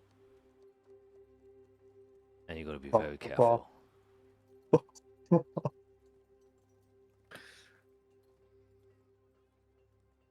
Well, Not gonna use my slingshot again, but I don't know how they're gonna react when they see a human doing it, but let's just say, as long as you're not a deep gnome. I mean, okay. To be fair, I think a lot of dislike of shadowmancy and how it looks and how most people use it, which is malicious. Mine is different. Yeah, I don't think everybody says I'm different. But I'm different. I'm just saying they had an entire war fighting for many years against a tribe that specifically used shadowmancy, and anyone who uses it is seen as a potential spy, war criminal, whatever. Yeah. And So you said they were Sierra's- deep gnome as well, like not humans. That's the only Right? exception why I think that maybe Fiera can kind of get a pass. If she was a deep gnome, nowhere in hell. I think you'd get executed. Well, on the I spot. mean, she's more than just a shadowmancer. She's a very capable A lot of my magic magic is user. also very bright and Yes. shiny, and Yes, absolutely. As long as she doesn't visibly just start manipulating time in front of everybody, we should be good. Yeah, she's never I'm not done going to that. create like a Yeah. sphere of darkness or anything. Well, that's more or less fine. I think it's the world. What was it again? They had a specific type. And most people don't understand shadowmancy, to be fair. Yeah, most people, but and I believe there were probably some of the Forged Fire people there. They've been specifically trained to defend against that. Yeah, it's not so much knowing about it, it's just they know what it is. Yeah. So Right. And it's like I maybe they will don't know how to keep do that it in or mind. understand it, but if they see stuff happening, well, it might set people off. I think as long as you're not directly manipulating other people's shadows and start summoning them in weird ways, I think you should be fine. That's more Jade's thing. Good to know. When she appears, tell her that you shouldn't do that. Yeah. I can hold that responsibility. Yes. To end that thought, the Forged Fire Doctrine, as I said, heavily militarized, and a lot of the military things are being transported to a village called Orefan.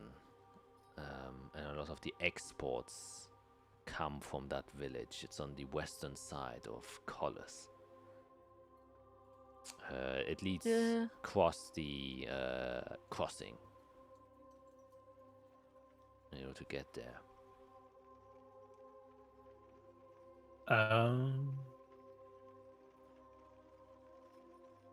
Like, take out the copy of the map I made. Can you don't see it on here. Orefan. Is it like East south side. of Selia? Okay, let me take you to the map. In I'm missing it somewhere. Thermspore. Exactly. The very western side. You can see it. Eastern. Oh, eastern. Excuse me. Oh my gosh. Okay. Oh, well, there we go. Okay. Direction. Yeah, it's right there, Fira. Well, Wait, At the east and west backwards. I'm very, very lost here. You said in Orphan, right? Okay, okay. that seems to be for some reason, the main military export, even though it's like a minor village. There, as far as for our research, we don't see any workshops or manufacturing sites there that can produce the war golems they construct or the armory. But for some reason, large shipments, we've been able to tell for the fortified doctrine. Hold. I'm gonna really quickly with prestidigitation. I can make like a hand-sized illusion. Mhm. I'm gonna make an illusion of the golem that shot the laser at us, Mhm. and like turn it toward them. No. That's I've never seen that before. Oh, okay. Just check. No, the ones Disappears. you recall, you know what these golems look like. Those were the things that carried Calix's cells. Oh, that carried Caleb. Yeah. just these large actual constructs made out of heavy plated armor and heavy weaponry. I mean, as far as the town goes, you might not see the facilities, but this whole area is known for the mines, right? It could easily be underground. That could be one of the suspicions. But the mines are, hundreds of miles away. The Corwich mines are so far. And I don't think there are any direct mining outposts in Orefan. Plus, trying to get from the top of that mountain down to Orefan, that's a trek that take you at least a month. Our suspicion is, like you said, that yes, there has to be something that we're not seeing that's covered up somehow. Magically, underground, whatever it is. Highly suspicious. Well, we found our We own have suspicions in Azathia, but I don't know if this is the same group. Yeah, I was going to say we have seen evidence of like terrain altering, magics. Obviously, with Iserel, she has her abilities, but up on the hill a few days ago, before we went down into the dungeon, the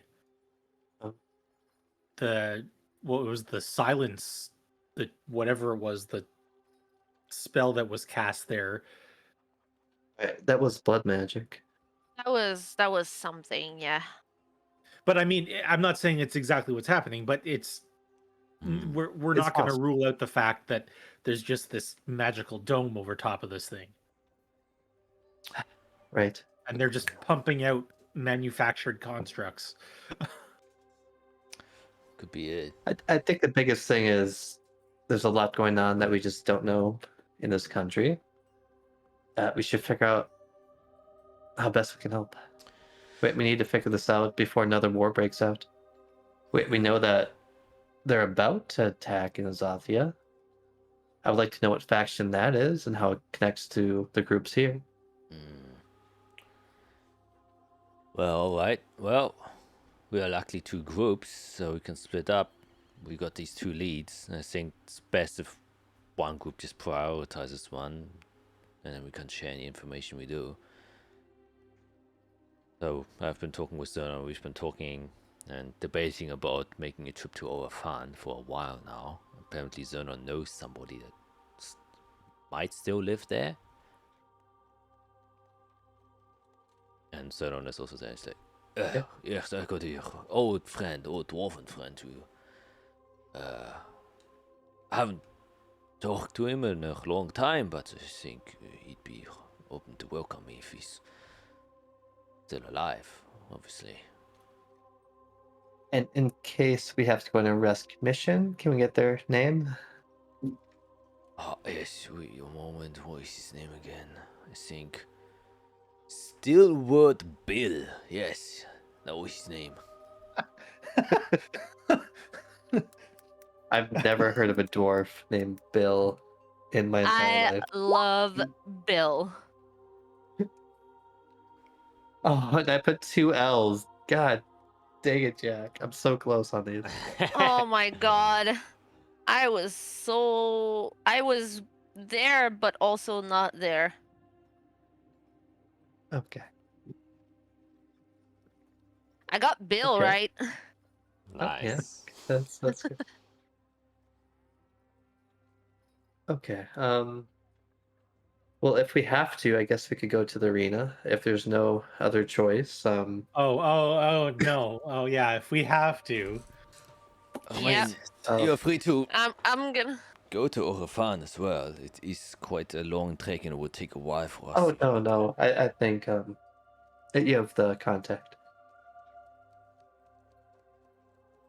Oh, alright. Well, it seems like this group of yours is not a democracy, but a authoritarian rulership from Fiera. But I guess It's It's very a work in rare. progress. It's very rare that she gets to do absolutely everything that she wants. So we're kind of letting her, have fun. alright. If you truly wish to do that with the arena, then I think it's best you register. I think the next one is gonna be quite soon. Yeah, I just realized it's today. Hey, Veltrix, Tanaria, would you like to join us to the arena? For old time's sake. Tenara comes down and hands you over a tea, which she's been preparing for the last 20 minutes. It's like, apologies. I kind of burnt the tea. It's the first time I've done that. Feltrix looks confused. Oh God, I hope we have 8 hours. It's water. Anyways. Don't worry, it's always in the evening, but it's always on the first day of a Voss. And I just realized it is the first day of the Voss. Yes. So you can register. Okay. There's a maximum limit on how many people usually, depending on the style of the tourney. I think usually it's limited to 4 people. Obviously, they want to clutter the entire arena. I looked glamour really quick. Obviously out? Probably not. I'll poof him out. Ah! Wow, that was one crazy dream. Oh, hey guys. Wait, hold on. I know this guy and this woman. Yes. I hope You've so. met them in hell, yes. Yes, and the worst nightmare I had, which unfortunately isn't a nightmare, but a real thing that happened to me. Greetings. Yes. It's like, greetings. What's he called again? Glamour. Glamour. Ah, yeah, I'll pretend I didn't hear that. Please back. Where are we? Hey. Don't be like that, Glamour. You're right. You're absolutely right. I apologize. This is your second. Well, how many times have you poofed now? Because you have 9 lives. I think you've poofed 3. So you're down to like 5. So, time to shape things up a little bit. Hey, that Turn things around. the thing, the Hashvagana stuff, the spider's been putting into me, doing miracles, man. Crazy dreams. That's all I'm saying. Anyways, I got a new friend. It's a spider that knits its own clothing. It's crazy. Okay. Anyways, we're in Colis. Hasvan. All right, goodbye. It We- was nice to meet you. I think I left something somewhere, and then he just jumps off the table and tries to hide somewhere. Mage hand, and I'll just grab him. It's like, oh no, what is this? I really need to go. You don't understand. No, you're needed, unfortunately. I'm needed. Yes. I've been told to limit my capabilities, which means I'm gonna need your aid. Oh, what fun stuff are we gonna do now? You'll find out. But we're gonna put on a show. Oh no. Oh no, is she gonna go swimming? Please don't go swimming. No, it's cold. Yeah, that's why I don't want to do it. It's freezing. Oh, jeez. Yeah, you'll be fine. And he's just whimpering and crying. Well, I'm glad he is ready. So we're gonna be okay with 3? You could have either Veltrix or Tenaria join us if one of them would like to. I mean, we could. Or one of us could. Actually, we have a new member, but he's currently out doing some errands. Since we lost... Right. Yes, we... friends. Yeah, we needed someone who can, just reinforce our group. It's been a great one. Actually, yeah, he should be back in the evening, so we probably will miss him when you go to the arena, but still, I think we are still somewhat busy with our own stuff, so I do think we recommend staying here. If you're gonna pursue trying to talk with the chief overseer of the merchants there, it's better if you kind of do that as one group, and then we will get ready to prepare to go to Overfan, because it is a long trek and we shouldn't waste any more time. So we'll probably even head off today. And Zenon looks and is like, unfortunately that is the best course of action, even though I would love to spend a little bit more time with my daughter. What about I kind of looked at Azrael. What about her mom? She stays here. The owner of this house will be taking care of her. Okay. He's also currently with our new friends on the. They were buying a couple of new resources. We've been already prepping and thinking about going to Roleplaying, so we've just been using the time to buy all the necessary resources. The proprietor, her name is Olga. Olga Icebeard. She has been a great friend of mine. In my visits that I used to come to college when I was younger, I used to stay here quite often and have some very heavy drinking nights.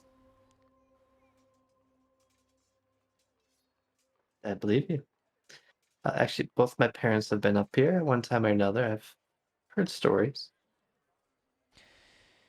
Yes. If they ever recommend to you to get your ice salt ale, don't fall for it. It's going to knock you out, believe me. Noted. You see, Veltrix says, okay, well, anyways, I think best for you guys to not waste too much time. Sometimes the slots are already full for the arenas, so if there's nothing open, you will have to wait a Voss until you can participate on the next one.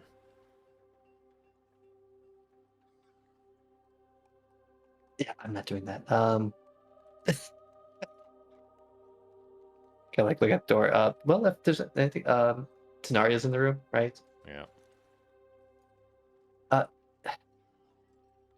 if we somehow ended up at the academy, do you have a contact we should talk to? Do you have like an old friend or mentor? Oh, yes. My master Sternenkind.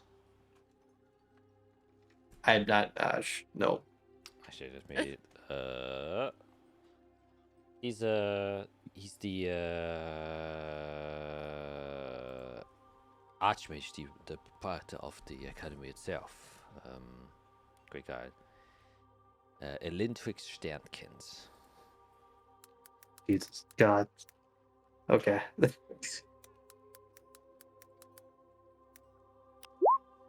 He's a bit of a he's a bit of a, how should we call it, peculiar fellow, to say the least. It's like old man that never grew up. Best way I can describe him. It's kind of interesting. As in behavior, not. He's very much a very old understood, man. yes. But yes. Well, hopefully I get a chance to meet him. That'd be nice. Yes, I think it's quite good. I mean, you guys will probably be staying here for a while inside of Hosvan, depending where your lead is gonna get you. So maybe you'll get the opportunity to meet him Right. there.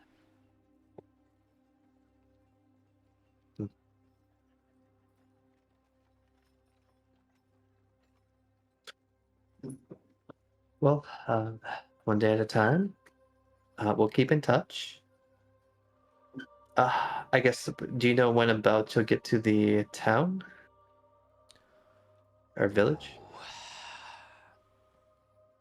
The ships here luckily are a little bit faster than your usual ones, and the wind's stronger and the currents as well, as long as you can ride them. It's gonna take a while. It's gonna take a real long Oh, you're while. going by boat. I guess that makes sense. Actually, so now we can't we like go to your academy and ask one of your higher mates if you can just take us there?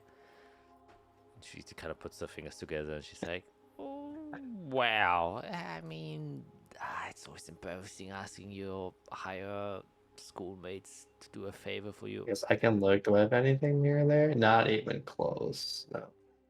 I can get them to Overmere. That's not gonna help them. I mean, we can try. I guess doesn't help to hurt.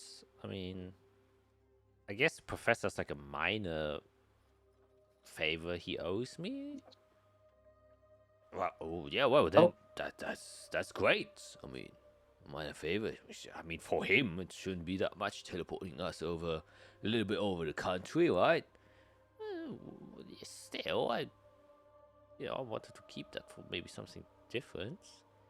I mean, this is pretty important. All right.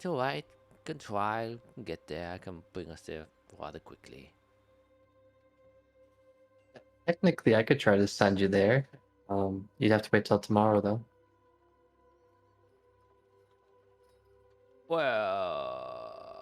Well, and how safe is that?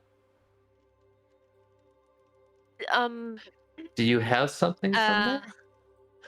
No, unfortunately, we. Then it's Dangerous. since I haven't been there, it'd be rough. Yes.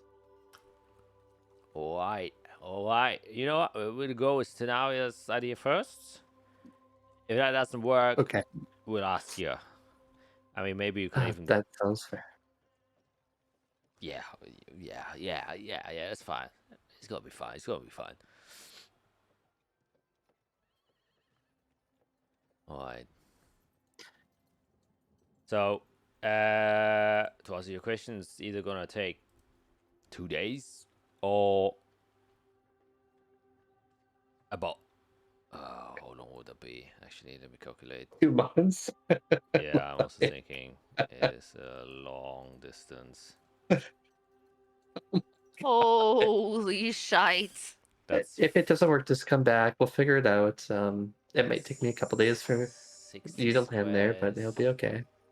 you know, Fiera could take us sightseeing and teleport us all over the place. There's also that. Oh, I mean, we've technically been close to the gate, so she could get us to the gate, and then that's Oh, a that's a little different bit gate. less. Oh shoot, I've never no, been to the Ash Gate. no, the Torrendale gate. It's still Oh, closer than where we are right now. that's true, actually. We You probably have know, something from there. it's not Well, like Plan B. close, but it's not as far Plan as B. we are right now. yeah, I think otherwise it would probably take like I said, the ships are a little bit faster, so maybe like 12 days. Oh, okay. So a bit longer than it was. Oh, I hate going by ship.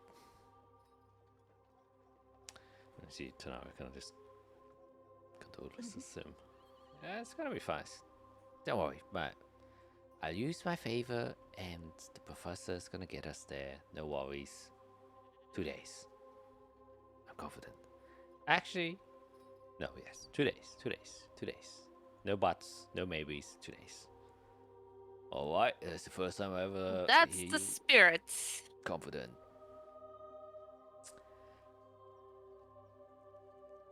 And Sonon goes to you as well and says, alright, well, before you leave, maybe you want to see your mother for a bit.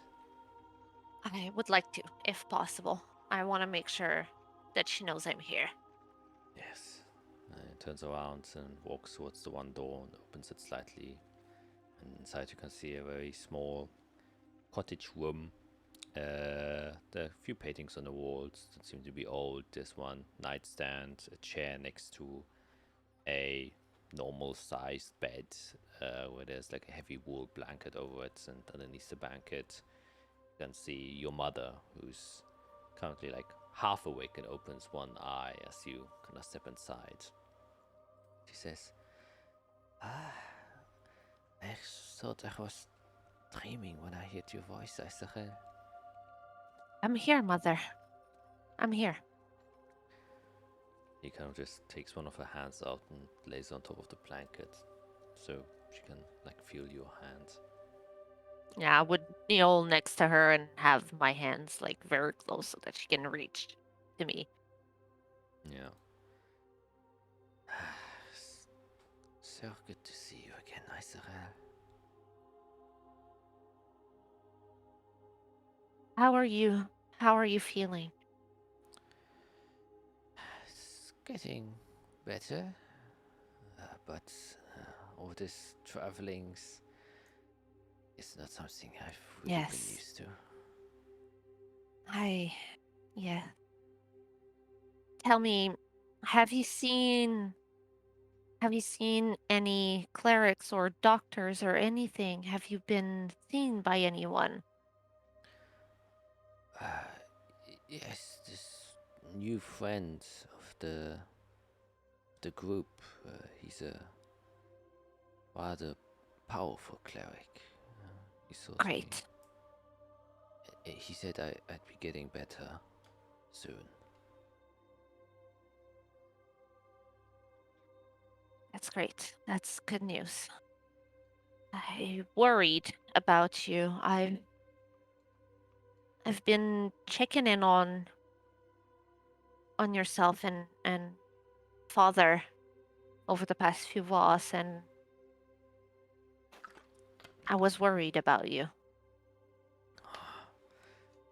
That's very sweet of you, Azathia. I was certain I could occasionally feel you here. Yes. It's nice to know that it wasn't just this illness making me. It wasn't. It wasn't. I was not very subtle about it either. I would not have minded if father saw that I was looking in. It's not. I think we would have been glad if we knew. Yes. We'll be here for a little bit. we might be doing a little bit of traveling around, but we'll be in Collis for a little while. We have some things to do around here, so it'll be good to have you around. Yes. I don't think I'll be going anywhere anytime soon. That's good. And I'll look around the room if there's like either like a water pot or like anything around, and I'll just druid craft a few of my mother's favorite flowers and put them in the pot or whatever I can find, glass or whatever, just to make sure she has a little bit of something. And I'll say, as long as I'm here, you'll have fresh flowers. It's all I need. Knowing that That's they're good. from you, I think my recovery is gonna be even faster. Oh, she gets distracted. Yeah, sorry. The cat was doing weird things. That's Glamour in the background making noises. Yes. Yes, he was screaming at the window. I don't know why. Yeah, that's what Glamour is doing.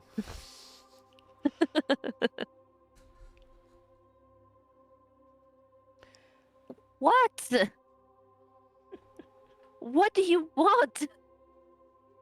He's yelling. I don't know. Sorry. No worries. Yeah. Uh, Yes. You can see that she kind of closes her eyes back again. She seems a bit exhausted. It's like, I'll let you rest. I think we have a few things we need to take care of. all right. Well, I've looked forward to seeing you again, Sarah. All right. You rest now, and I'll kiss her forehead and let her rest. Yeah, and she does so. She slowly close the door, but Sonon kind of gives you a hug again, gives you also a kiss on the forehead and says, "Oh, don't you worry about her, she's going to be fine." And he stays in the room and also sits next to her mother and just kind of watches over there as you all return back into the kind of meeting space room. What do you guys do? Oh boy. Well, I need time to rest and get back my resources. One of you should probably sign us up. You know I'm not doing that, right?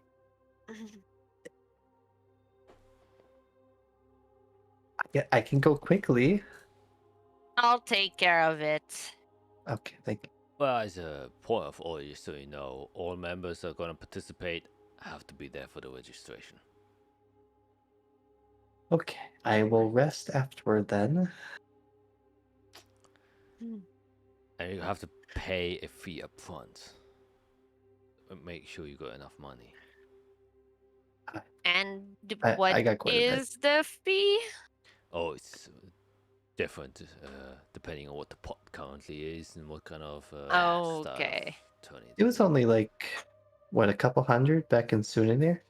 Yeah, it shouldn't be I'm more sure it's than about that. the same. It shouldn't be more than that. It also is dependent how many people are participating, and sometimes if it's closed already, you can overbid someone else's pay, and then you can. Okay, we need to go. We need to go. Good lord. And you all step out in a bit of a rush, and that's where we're gonna take our break. It was in, and Matt is finally getting. I need a rest. What he wants, but not quite. Need a rest first. They keep not teleporting us every day. Yeah. So we're gonna see you guys in a quick second. Bye. And we're back. Please like and subscribe for this potential arena fight. Matt is praying that nothing happens to disrupt it. I will pray For to any about- god. For about 90 episodes. Yes. Matt What has episode been was it that wishing- we got to the arena? It should be That easy must to have been find because it was called the arena. I know. So I could probably find it really quick. yeah. Oh yeah, I can find it very easily. 17 or 18, something like that. Alrighty.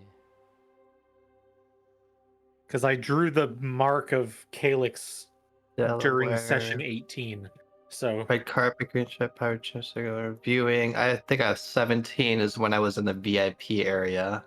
16 was description though. So I think it was 16.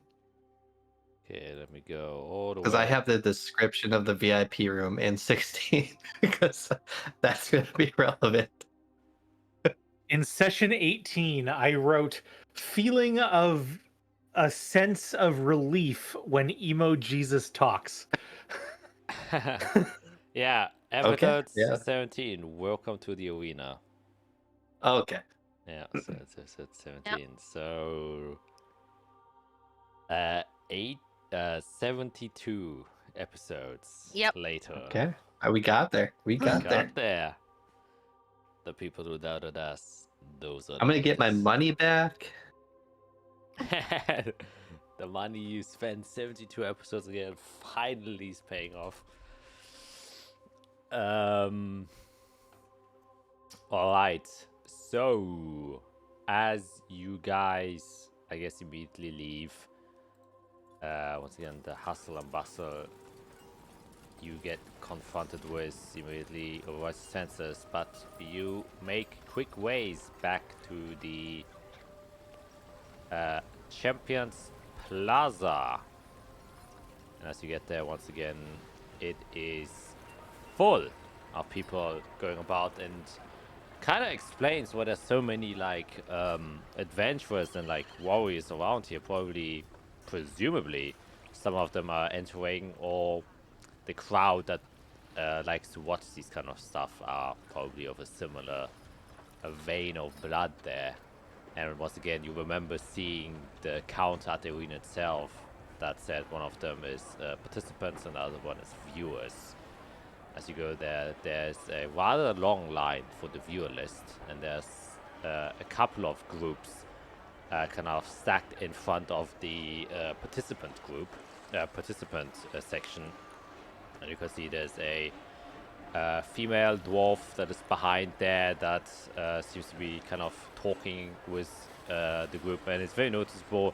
The viewer line is mostly like individuals and then sometimes couples, and on very few occasions a larger group, but the participant line is strictly usually groups of 3 or 4 individuals that are kind of gathered there. And you can see there's one troop of just purely dwarves with all great axes on their backs and shields on the side. Other one, you can see one big orc, and then he has like 3 little goblins behind him that have like these weird twisted spears that seem to be handmade. And you can see that the dwarves are talking with the counter lady, and you can see that the dwarves seem somewhat annoyed and disappointed.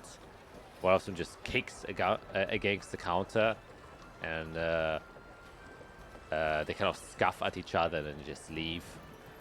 And it's like the orcs' turn, and they're talking, and then the orc suddenly just slams onto the counter, and the dwarf lady's kind of shrugging her shoulders and then just shoos them away before it comes to you. And she says, hello there, what can I do for you today? You're trying to enter the arena? Yes. Yes. We'll be signing up as participants. Oh, right then, so it's currently full. What if you wish to participate? Today it would be. What's the highest bidder? Let me see, check this. But remember, you have to bring about 150 gold.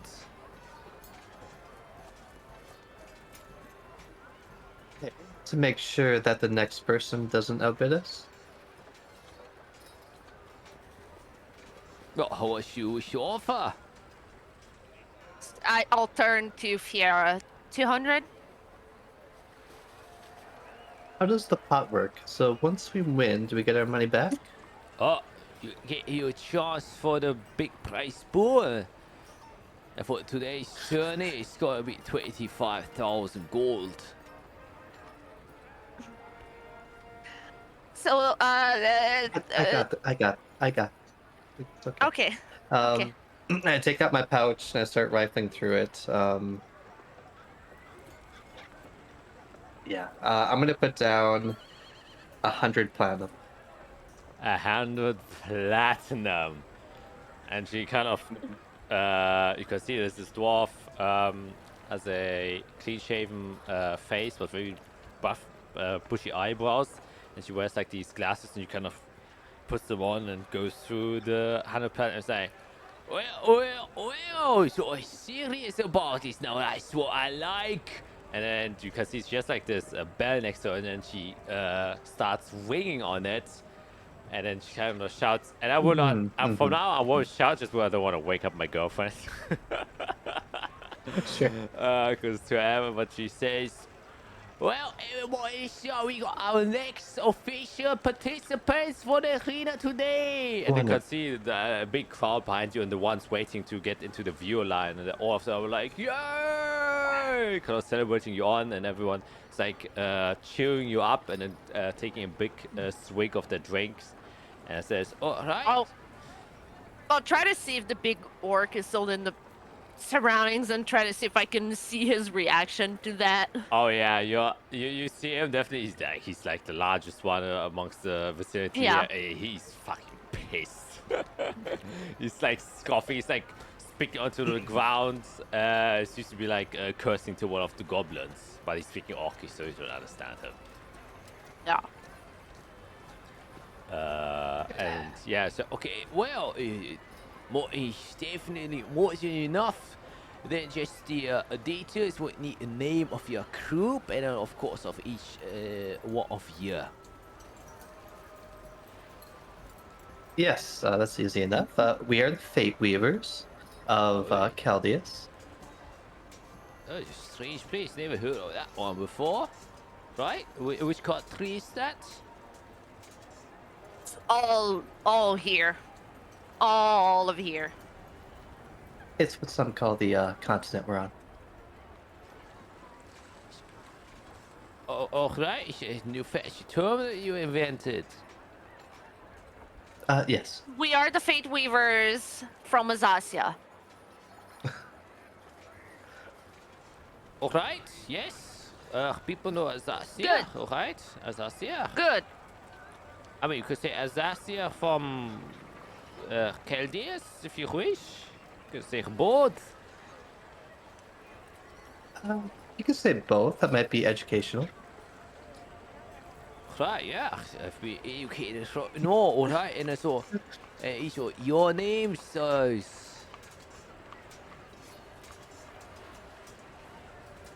We have Eirik of the Fireblood. Eirik of the Fireblood. Now, the crowd is going to love that, alright? Eirik of the Fireblood, let me write this down. Right, And then, of course, you might know Azarel, the... Oh boy, what's a good nickname for Azarel? The Giant Bark. Right, I see a giant bark.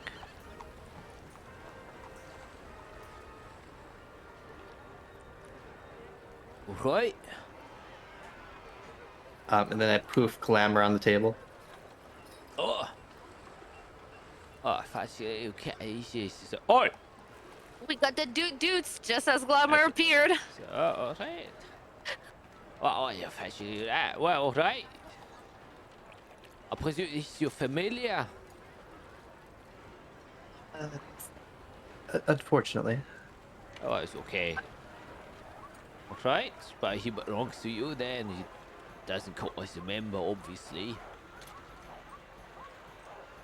Oh, that's a low blow. I'm trying to think of a nickname. I'm Fiera. Fiera, right. She is Fiera, Doctor of Time. Of time. Oh, okay. Yes. Doctor? Yes. Sure. Not enough time. Why? It's a Yes. nice you get yourself there. Right, hopefully we're deserved. Oh, believe me, she is very capable. Well, I sure hope so. 100 platinum is definitely seeing a lot there. So if your pockets speak the same as your actions, it's got to be one great event. Alright then, well, explanations of the event always happen at the day itself. So, best come prepared any way you seem. Anything you can carry on your body is permitted. The white lives are not in danger. You will get praises ahead of time. If you are to fall unconscious, you'll be immediately evacuated out of the arena premises. And we have clerics stationed here at all times to ensure that your life is spared under any dangerous circumstances. Clerks of the Forge Blood? Or not Forge Fire, sorry. Oh no, there are occasionally here as well, but it's just our own regular private clerics from the arena itself, seconded. They're specialized in healing, Forge Fire doctrine, more for the religious practices and stuff like that. In the military, our clerics are trained for the healing practices. Alright, Yes, well, with that, hate to lose a life. we should like the tour starts at 10 o'clock p.m. So please be an hour before within the arena, and then you will get taken to your respective stages. After that, you can wait your names. I will announce once you arrive whether or not there was another group that outbid your price. Or if not, once again, you get the bracelets. You will be accommodated. Okay. What are the chances that somebody's gonna outbid me while I go prepare? Sweetheart, I don't believe anyone's got the pockets that you have. It's very rare we see something as a beat as high as this. Most people come in to win money or spend money. So I think you're pretty safe. Okay. Can I insight check that? You can make an inside check.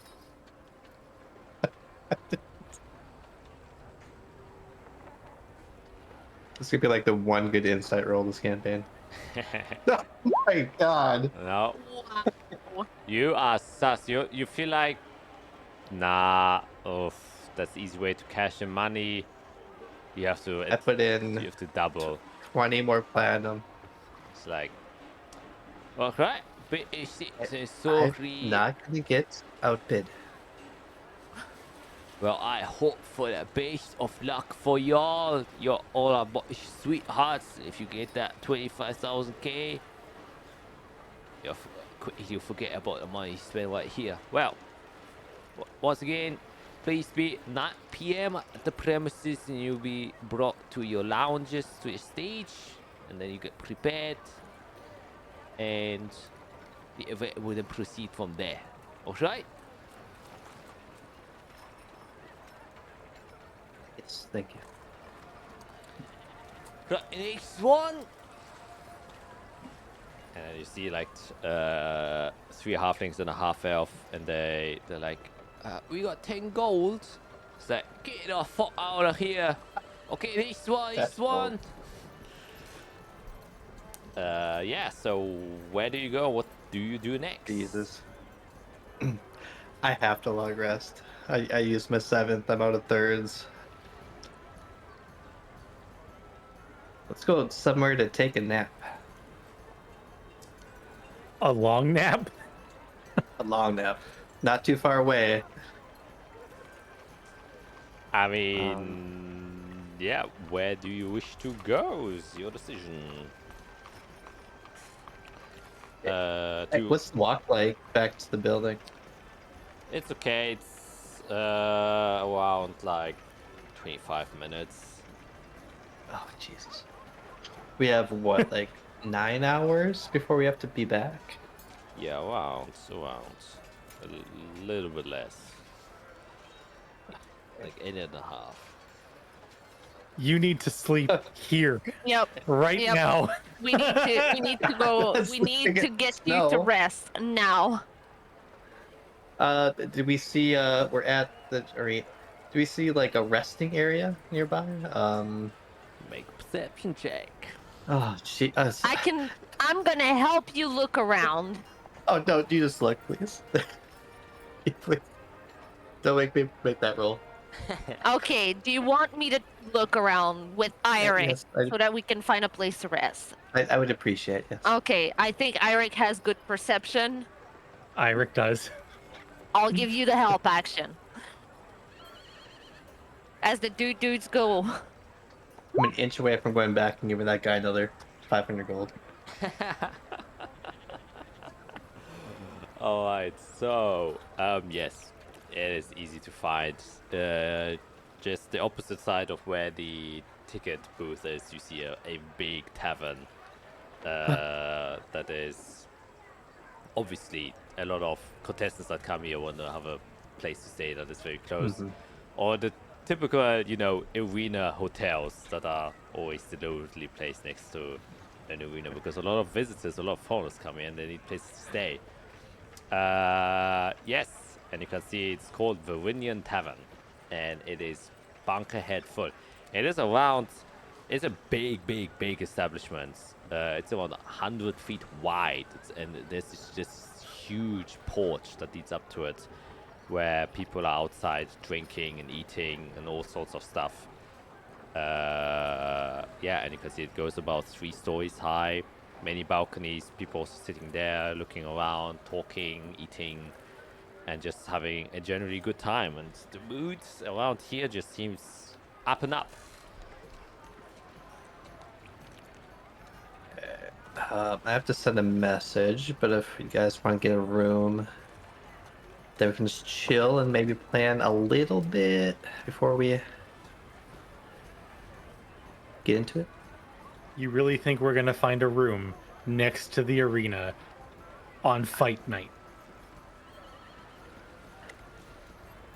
Or maybe just a booth where I can, like, close my eyes. How about you use some of that extra money you've been throwing down at the arena to bribe someone here to get us a room? Okay. I will go up to... I'm sure there's one person that's obviously in charge. I don't know, give no keys or drinks or whatever. Yeah, easy to find. A half-elf it's lad kinda- that's kind of walking around, giving people drinks and stuff like that.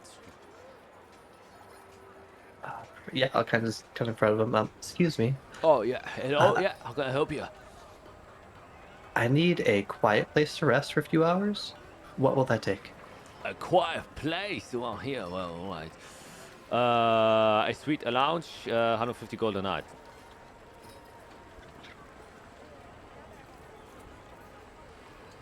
We're winning this, right? How about a semi-quiet, like we can actually sleep even though we can maybe hear the neighbors snore? Oh, 75. How's that? Be wonderful. Good. We'll take that. Okay, he takes that and it's like, okay, wait here, just a quick moment. Alright, Sally, can you get the guy out of 35 out of his room? Because let's go pack and we got new people there. Alright, so, go up, room 37, and it should be free there in about 10 minutes or so, alright? And don't mind the people that are a little bit pissed, alright? Don't tell them it was you. Alright, yeah, what do you want? And then he kind of goes on with the business and starts taking other orders. Okay, perfect.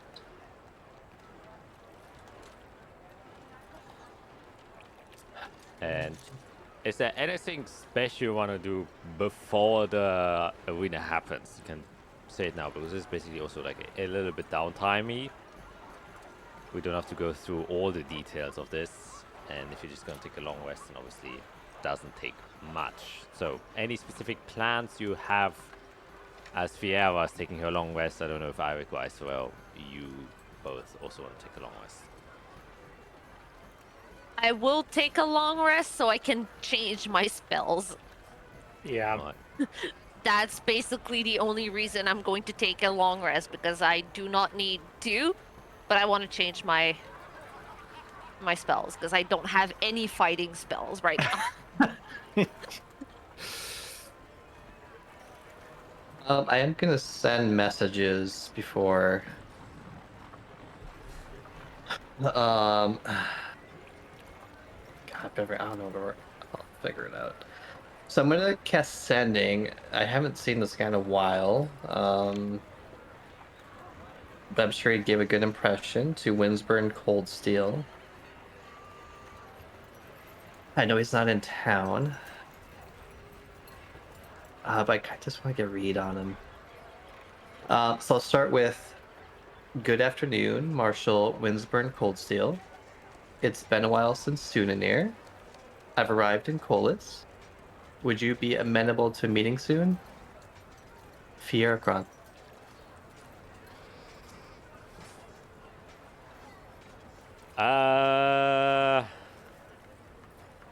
You send that out, and yeah, you get a very quick response that just says, busy. Jesus. Wow. Let's see. Wow.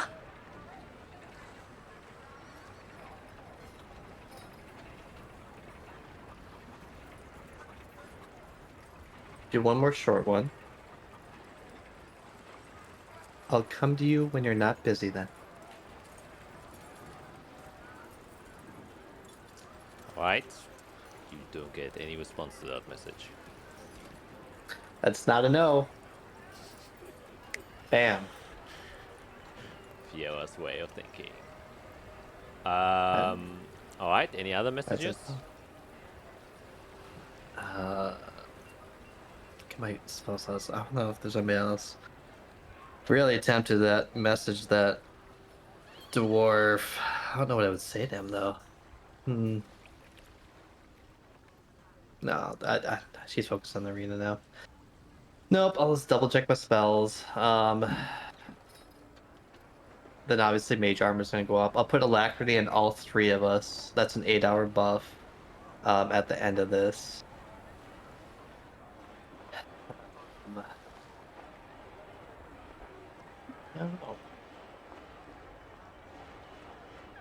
I don't know what's considered. Try not to take too many shadow spells.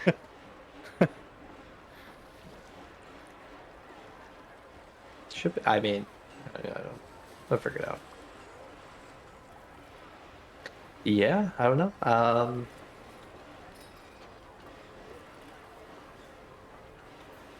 Because none of us have been here, so we don't really know what events they have. I don't know how to find that out. I don't know. Might be good to be surprised. This way you prep multiple things, variety. Don't overload on one. Why? It's like one thing I have is Friday. Should I not take Disintegrate? I don't want to accidentally kill someone. We're not necessarily going against other people, but it might be like an evil spell. I don't know.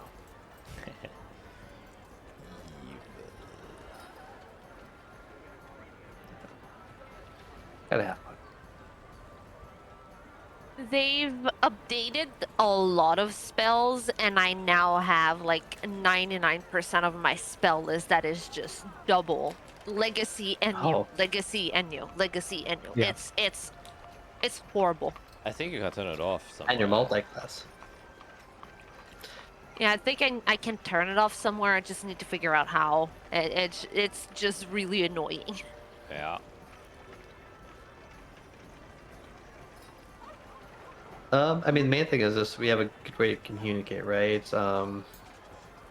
Let's say, how big's the arena?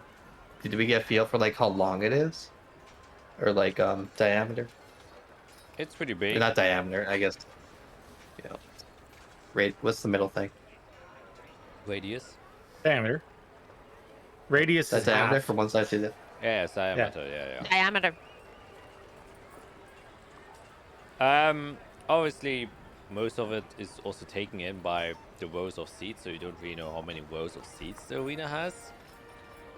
Mhm. But it is around, at least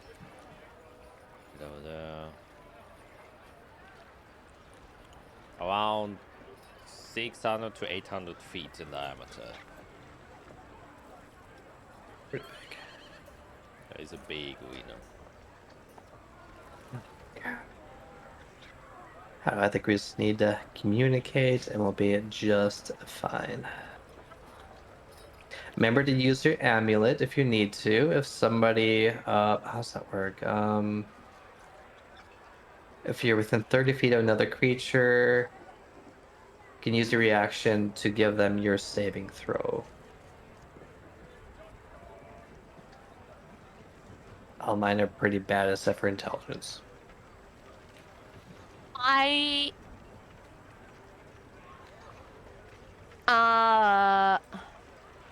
What the heck? Oh, I have been using the wrong ISRL. Oh no. Oh, for how long? Ever since the beginning of the session, I've been using the wrong Okay. ISRL. Okay, so Okay, so not for like 10 sessions.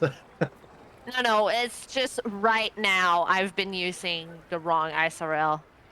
I was like, okay. why is everything so weird? Like, nothing is working the way I want to. yeah, it might be smart to switch your ISO 2 as assigned and the original ISO as unassigned. It is. Alright. Really?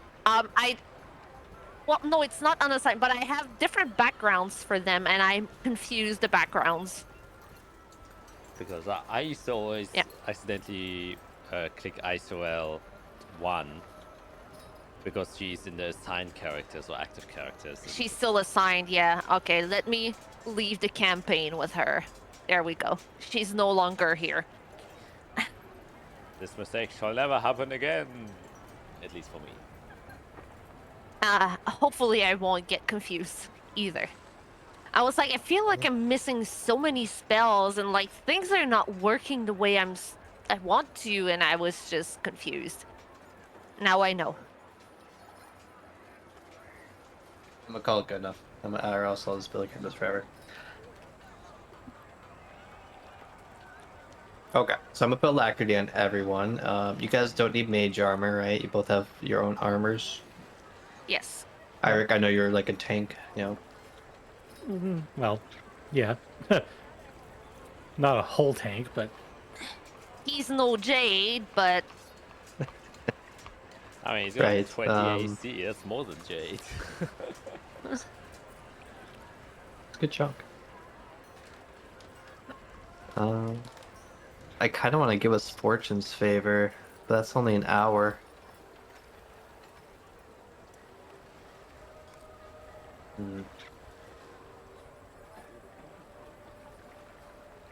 Might wait for that one.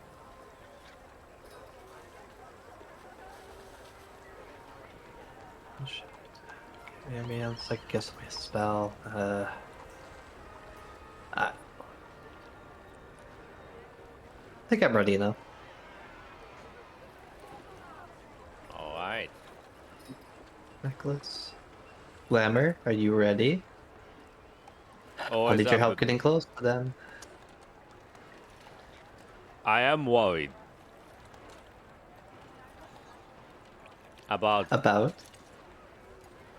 first of all, losing another one of my 9 lives, which is definitely going to happen. Second of all, being back at my place of birth. And third of all, You were born here? haven't I told you? I know you're from Colis, but let me guess. The ring of tabaxis around here is your family. Yeah, it's correct. There we go. There we go. I knew it. You're I knew it. from money? That explains so much. Whoa, whoa, whoa! Could you whoa. not tell? Whoa, okay. Hold on. First of all. Yeah. Yeah, I was. It's different, alright? I escaped my father from his tyrannical rule.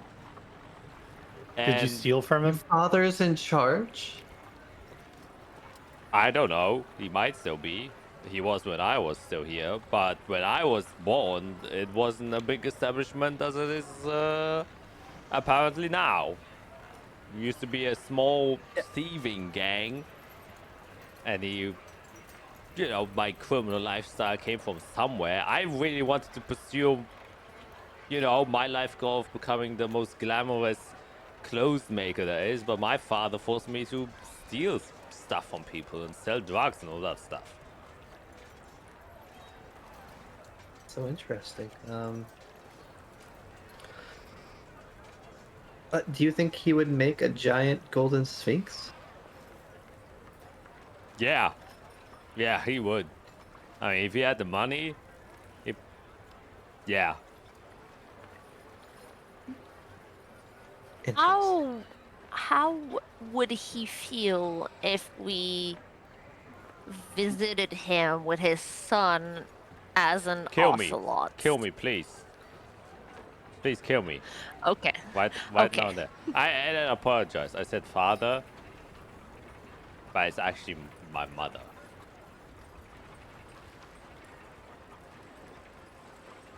You might have to explain that later, but Magic can do well, they weird might things. be watching. Oh. I'm well aware of what magic can do. Yeah, so I think that should explain the extent of that. Cause here's the other thing, alright? Everyone who's within or used to belong to our circle had to be female. Alright? Once you get to a certain age, they would hire a caster and then they would change you. I didn't want to be part of that, alright? I didn't want to be part of that. So you will know if there's a gang, if it's only female tabaxis, because that's what this gang is made out of. Or her gang. He's also now. It's strange, alright? I'm afraid to roll an insight because that almost feels too bizarre to be fake. It has to be true, right? Isorel is 100% inciting check him. Like she does not believe a single word that is coming out of his mouth right now. Oh, I'm making it such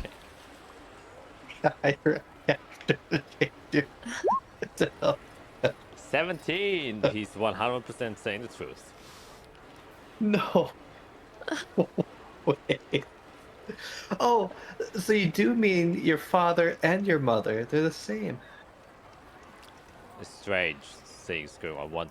Once people accumulate a certain metric of wealth, they just... I swear to God, I've seen it. They become crazy, alright? I would probably see the same thing in you guys. Once you win that jackpot, you'll probably also go bonkers. But imagine the studio we could make for you in the Tower of Weird, so you could make clothes. You convinced me. We could add a floor. Isabel Okay, always knows. She knows how to press my buttons. All right, I'm convinced. I think I have Good. an empty floor. Where's my floor plan here? I can show up my mom. I can show her. I can tell her. She always thought I would never amount to anything, and that it's a stupid idea to follow your dreams, become an independent clothes maker. Well, look at me now. Buddy, you're traveling with the heroes of Azathia. Yes, right? She can't touch me. She can't. And he kind of winces just saying that. It's like, oh. I mean, you are a very cute cat, so kids might want to pet you, but I don't think a tabaxi slumlord is going to want to pet you. Oh, definitely not. She will probably say some stuff like, "Ooh, you're probably dirty" or stuff like that. You don't have any money. What? You don't earn 10k a boss? Oh, get off my side.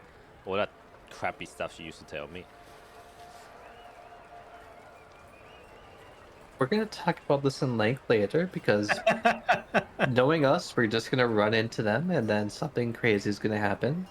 Where Mhm. you're gonna have to save us, or we're gonna have to save you, or I don't really know. I'm kind of, but it's game time. Oh wow! Why? You know the first rule is to not distract someone right before something important. Now I'm thinking about my family. Oh God. Glamour, your entire point in this fight is going to create a distraction to give us an advantage. All right. That's all. Okay. That's all. All right. You Okay. don't have to overthink it. You've been doing great so far. Every single battle that we've had you were great. All You're right. gonna do great. Okay. You know, sometimes that just sounds like suicide with extra steps, but I'm down. You know what? I've met a cool spider friend that uses all of their 8 legs to knit very nicely silken sweaters. Insane.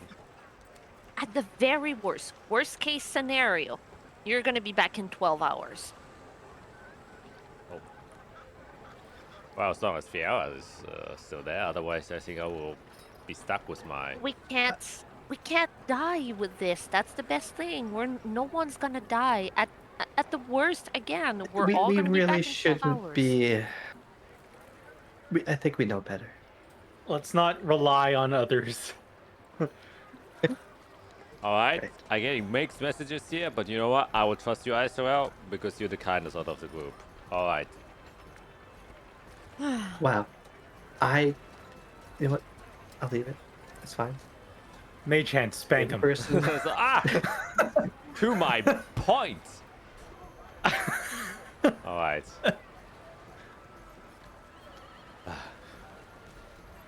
And he gets into game mode as he's like shaking his head. That's how he gets into the zone. All right, let's check in. Okay, then the long rest does indeed go by without much. You hear only the screams and probably bar fights that go on down below, but because you got a nice private suite, it was decently quiet, but not as quiet as you would have hoped for. You can still hear strange noises coming from the rooms next to you, above you, and below you. I'm insinuating activities that happen in these kind of places. Anyways, Olympic. Yeah. yeah, and you walk out and approach the large arena, and I assume you kind of go back to the counter, and the lady would mention that you go to one side. Around the arena, there's a larger gate where the participants who have paid are able to enter. And as you're brought around there, you can see that on the very southern side, people are already starting to gather outside, and a big line is being formed as the viewers are currently lining up to be seated inside. But the arena itself has not officially opened yet. But next to this large queue is obviously the kind of private door where there's 4 big soldiers stationed outside to ensure that nobody unpermitted gains entrance. And you walk inside, and it literally looks like the kind of inner arena corridors if you ever went into a stadium or something like that, where it's these long winding corridors with many different rooms. And people running around, probably kind of prepping for the arena itself, staff management, and just general workers that are supplying either drinks, foods, and beverages for the lounge and stuff like that. And you're kind of brought to one chamber, and you can see you're being currently taken care of a somewhat younger dwarven boy who seems to only have like a little bit of stubble on his chin, but he's wearing like these tight leather pants or tight leather overalls with his blue shirt underneath, and he has a board with constantly writing stuff. Seems like, you know, he's very busy, and he brings you to one specific room around the corner from the entrance you came from, and you are brought into what seems to be a private lounge. There's a very nice leather sofa inside of here, enough to seat 4 people comfortably, with 2 couches on the side, with a single kind of glass table in the middle where you can see expensive, seems to be either whiskey or scotch or something like that, and a couple of glasses there, and a few like snack plates that have been laid out. Dried fish, some kind of fried breadcrumbs, and other typical dwarven amenities that are placed here for your luxury. And he kind of just puts you there, and he says, "Oh, all right. So, you guys stay here for the time being. You can get yourself ready. In about half an hour, I will take you then to the stage, and then you just wait there for your call. All right?"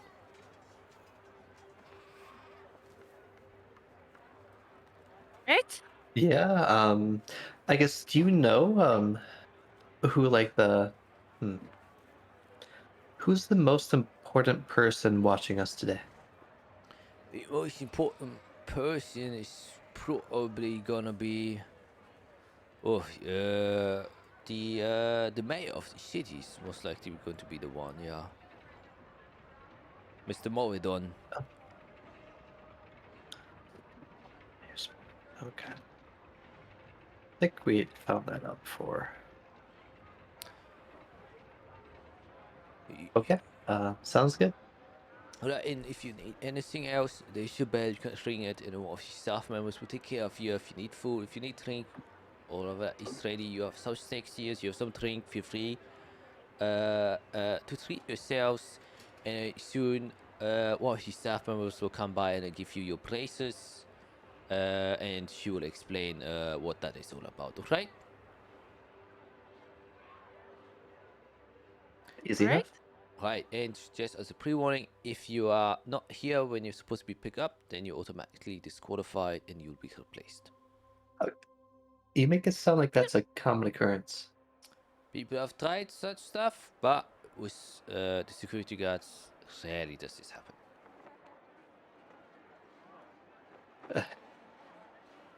Usually it's people leave out of their own volition because they get too nervous or whatsoever, and some other things happen, and then they just leave, and then they have to be replaced, automatically disqualified. We cannot allow for this to happen, so we just it's a hard rule.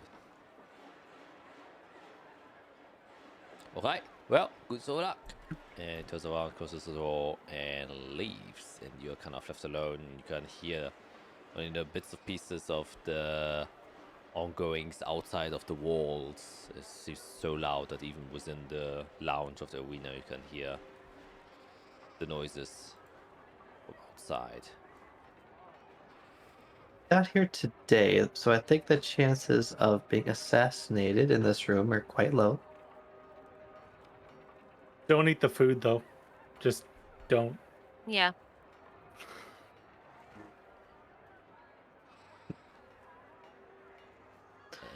Interesting. 2 minutes pass, you hear a knock on the door, immediately opens. You can see a somewhat lanky female half-elf with bright orange hair. There's like undercut and a swoop to the side. Also these tight leather overalls with a bright blue shirt, and currently carrying 3 bands, or like bracelets, and kind of steps inside, closes the door, and says, hello, so these are your bracelets.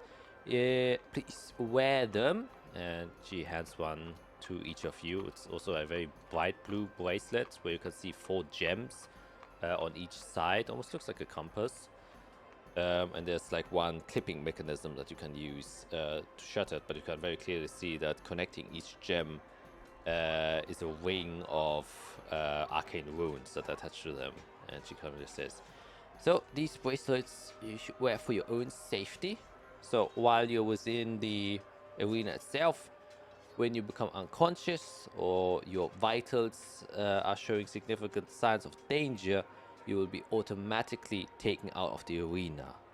The braces will teleport you outside into the staff medical room where clerics are, and you'll receive immediate medical attention, so there's no risk of your lives being in danger.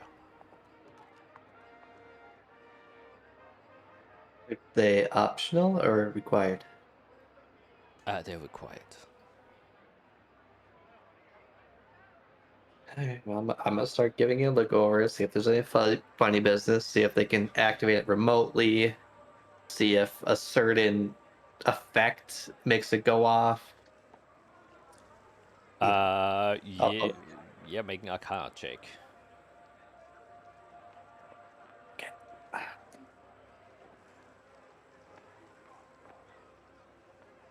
Ooh, that was almost a 3. Wow, Okay. 31. Yeah, you understand this fucking in and out. Since you now know teleportation, you also understand the rules for teleportation a little bit better. Yeah. And one thing you notice is that they currently are inactive. And you get a sense that through some of the runes, it's like a circuit. It needs, there's probably an area in which they get activated in. So there's probably a bound area where they work, and outside of that, these braces won't work. And you assume it's probably the inside of the arena. So the only thing, this thing can also track where you are. Very clearly, you can see that it's just tracking things. But once again, can only work once you're in the arena. So whether you're invisible or stuff like that, it will still know where you are, and you gain a sense, like, obviously when you drop unconscious and you're invisible, it'd be pretty bad. Oh, they need to be.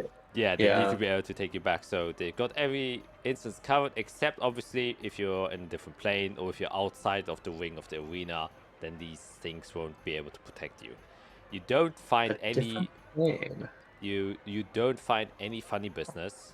However, the one thing you do notice is that you get a sense there's some strong abjuration magics inside of there that whenever you think, while wearing this bracelet, and you teleport outside of the designated zone, you will always land in the same place.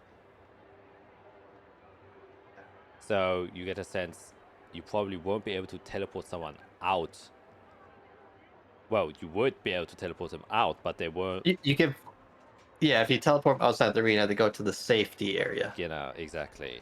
Or if you try to cross-dimensionally, for example, banish someone, they would still appear in the safety area instead of where you think you're going, where they're going. That's pretty fancy, I feel like. It is very fancy. That's some high-level magic things. Well, high-level in the sense that you can always route the arcane energy that's driven. So it takes in specific energies that it can detect. So if you're casting a teleportation, obviously conjuration magic, it can detect that.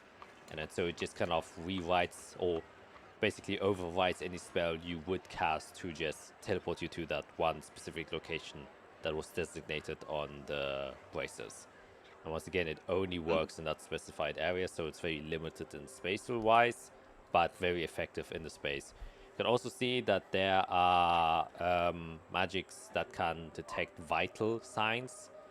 So it obviously in some way can detect your annihilation field and if there are any larger disturbances. So basically, technically speaking, when you drop to 0 hit points, boom, you're gone.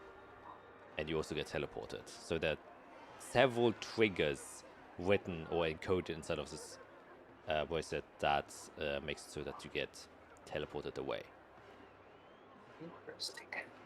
Yeah, so just to kind of retail, so when you try to teleport someone away, gets into the designated zone.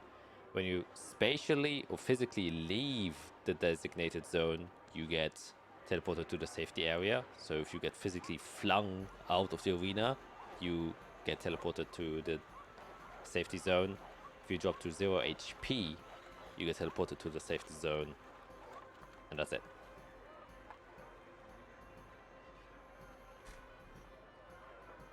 And once we're in the safety zone, we can't go back into the arena. There's nothing arcane on the bracelet that would prohibit you to return back. You assume that the bracelet would probably deactivate once it's in a safety zone, because it's outside of just the designated zone. depends. But going down doesn't mean we've left the fight. It just means we went to get healed. You don't know I how mean, we may not be able to go 0. You don't know what specific turn he's currently on, so could potentially mean that if you go to 0, you're out. Yeah. All right.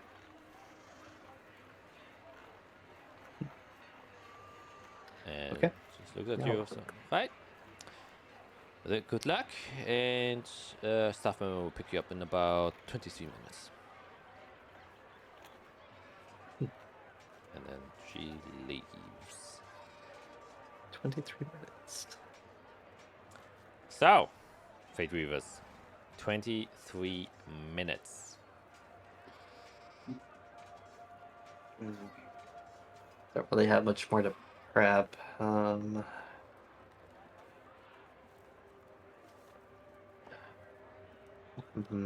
there any windows in this room that look out towards the arena?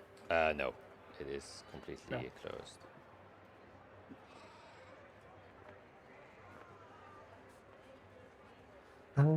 Should I give somebody a spell? Maybe. I don't know. I haven't tested if Glamour can cast spells. Now might not be the time. He's already on edge. He's breathing heavily.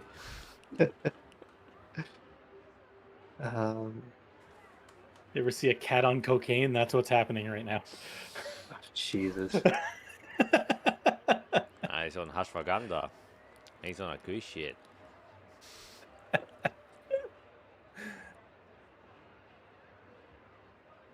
Okay, yeah, I'll just originally cast Detect Magic like when I think there's 5 minutes left. All right. So I have like 5 minutes left. Yeah, you do that. It doesn't seem to be anything magically inside of this room. Obviously, yourself and your friends illuminate various items. Does the bracelet give Yes. off like a unique,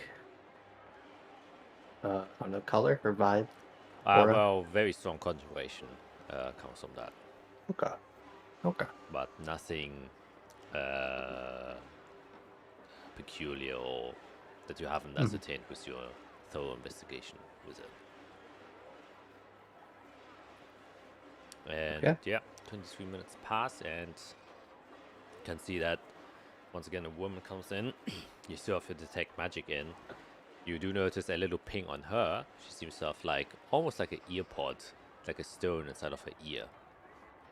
That most likely is the communication device. You see some other staff members that kind of hold their finger to the ears, probably something like that. And goes through. It's like, all right. Well, good. You're also here. 3 members: Fiera, Eirik, and Iserel. So, as for precautions, do you feel physically, mentally, and psychologically able to enter the arena? Yes. Yep. All right. Very well. Then, please, if you would be so kind of follow me. Yes, I'm taking now the Fate Weavers to the stage, and then kind of starts walking down the hall. And you can notice definitely it is a bit quieter. Well, not necessarily quieter on the outside, but on the inside you can hear a fair larger amount of noise coming from there as you're slowly walking down this hallway, and you can feel a little bit of that crumbling sensation that you're about to, do something. I don't know what you would call that, but yeah, it's just that nervousness feeling that your stomach is starting to twist as you are slowly stepping into something dangerous, exciting. There's a mixture of emotions inside of you, and whichever one you pick, you're feeling, well, your body is physically reacting to the stimulus of just going into an unknown situation. And she brings you to like a larger doorway where there's a flight of stairs that goes up. And she just kind of ushers you to enter inside of this flight of stairs. Follows in with you, the door behind you stays open, and she kind of just tells you, right, so you are to stay here for the time being, and the way this works is very easy. There are 3 other contestants, but this is a solo group contest, so you will not interact with them. Further explanations will follow with the announcer. You'll be able to hear them here. But when your name gets mentioned, your door will open and you will step outside and it is your turn. Alright? Is that understood? Yes. I think so. Well enough. Basically, we just go out when we hear our name. Exactly. Is what's important. Okay. Right, very well. And she checks all of your wrists, that you all have your braces on. And you all put them on. Alright, and you can see already that now the gems are started to glow. Because it seems like you are now within the vicinity of its activation zone. Like, right, so the door will open up right up there in front of you, and then you will run out. As soon as you run out, and each one of you is left and has entered the arena, it will close. And will not open again for safety reasons. If anything bad happens, remember, you have the braces. In case of danger, you will be teleported out, and our medical team will take care of you as fast as possible. Alright? Yes. Yep. Alright, well, best of luck. And then she steps out and says, wait, we was inside of the stage and ready to go. And then you can see that the door behind you closes, and you're now just in this dark room. You can hear the crowd outside. A lot of people talking, drinking, shouting, and you know, it's like these couple of minutes before concert starts where, you know, you aren't sure when it's gonna start, but you can just hear the mingling crowd outside. Anything, last moments that you wish to do? I'm guessing this is going to be multiple rounds or multiple events. So we just got to play smart. Not interact with the others. It's a contest, who does better. So we have to be quick, decisive, and efficient. Okay, I believe in us. I do too. Alright. Come on, Eric. You believe in us. I mean, listen. I believe in us, but There we go. the That's track good. record we have with arenas is not good. And today we turn that around. The last time we were observers, now we're active participants. It's I different. don't think that really matters much. At least in the way I perceive things. We've been to one, and it was bad. Oh, I will take gonna out my be drift different. globe and just or Loic and make it light up and float next to me. Alright. Okay. Then you can suddenly hear the gongs of the arena begin to start off. And you can hear that the crowd goes crazy. As shortly after, also within your room, you can hear an echo of a voice booming through. As the announcer says, and usually I would use my typical announcer voice, but because I don't want to wake up my girlfriend,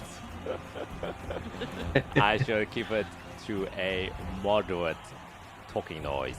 And you can hear the announcer say, Welcome, people, to the Hidden Vault, a tourney where 4 parties will wrangle for the glory of 25,000 gold. Sponsored by none other than the Glory Shores. We welcome all who might not have the bronze for brawling to instead test their luck in their infamous casino.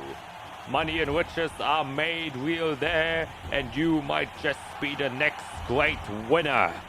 Remember, folks, fortune favors the bold. So what keeps you from taking your chance? Now, on to today's program. It is a 2-stage tourney. In the first stage, each participating group will compete alone. The premise is simple. A chest has been tied to the center of the arena. If you are able to get the key which is locked inside, you will gain a favorable advantage in stage 2. Each contender does not know which foe they must face, but the foe must not be defeated in this installment. As soon as the key is held within the grasp of a contender for at least 6 seconds, they automatically pass and can go on to stage 2. However, if any of the party members fall unconscious during the bout before they can get the key, they have failed.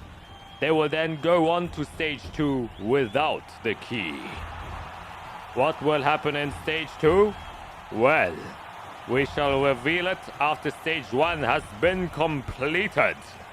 So stay tuned to see what awaits those brave enough for today's tourney. Starting off. Well, you guys are 4, or 1d4. Oh boy. I got it. Okay, you got it. I want a 1. I want to go first. Oh! Alright. Well, I said you guys are 4, so you would have to roll a 4 for you guys. Yeah, we Oh. are 4. Yeah. So it's not us. Okay, I should ask for it. I was like, why is he celebrating? I got 1. I wanted 1. Yeah, that's true. But no, unfortunately not. So, okay, you can roll another d4 to see what this group is gonna fight against. You can do that one. Skip. You said what D? A d4. D4 again. Okay. A 3. Alright. And you hear the first contenders are known as the Ring Call Veterans, made out of old veteran adventurers who have used their old... Oops, my microphone sometimes cuts out. That use their old age and experience to fight against the foes they will encounter here. Let's see if the age and experience shall persevere, or may the youth that they have lost be to their detriment. And you can hear one gate from somewhere else in the arena opening, and once again the crowd goes crazy as you can hear a different gate opened, and you are able to just hear suddenly these extremely loud wing flaps.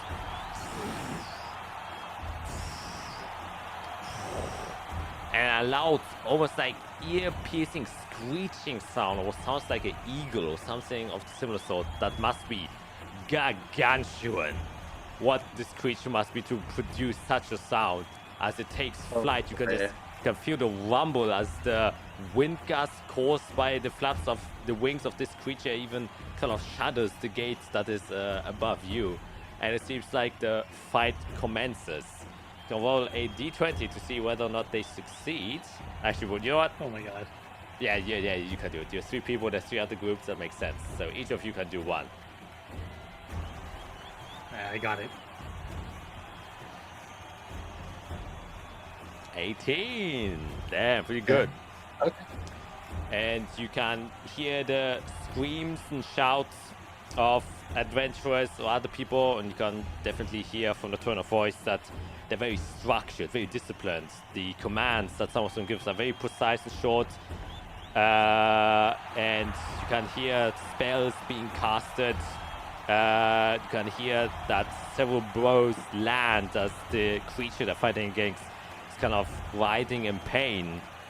And after a decently short moment, around maybe like half a minute or so, you can already hear suddenly a very loud before the announcer says, "And it has proven true. Experience is the key to success. The Ring Corps veterans have succeeded, and they shall go with the key to stage number 2. Now, let's go straight back to our next participants. Roll a d4 to see if it comes. Now say a d6. You are 5 and 6. Yep.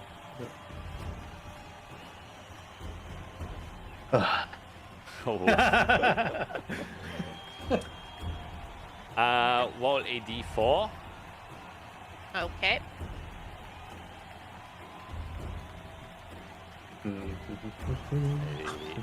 Another 3. All right. Actually, no. You have to roll a d6.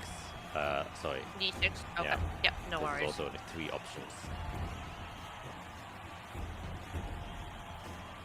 They resurrect a flying creature from the dead. You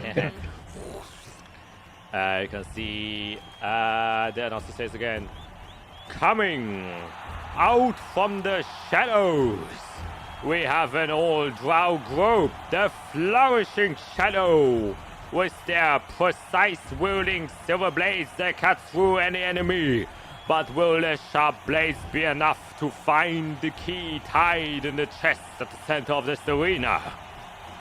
And you can then suddenly hear, and then a bunch of howls. It sounds like wolves have been summoned inside of the arena. But also, once again, they seem to be a bit more guttural and deeper. They seem to be larger wolves, maybe dire wolves, and then a fight ensues. This time, however, you don't hear much of anything from the other party. They either don't seem to be communicating or are very well, coordinated and don't need to talk with each other. But you can roll a d20 to see whether or not they succeed. Who will roll it for them? Who rolled last time? Okay, a 10. All right, very interesting. And you can see, or you hear, suddenly a clash and slashes of blades and the wolves sometimes crying out. But you also hear the sun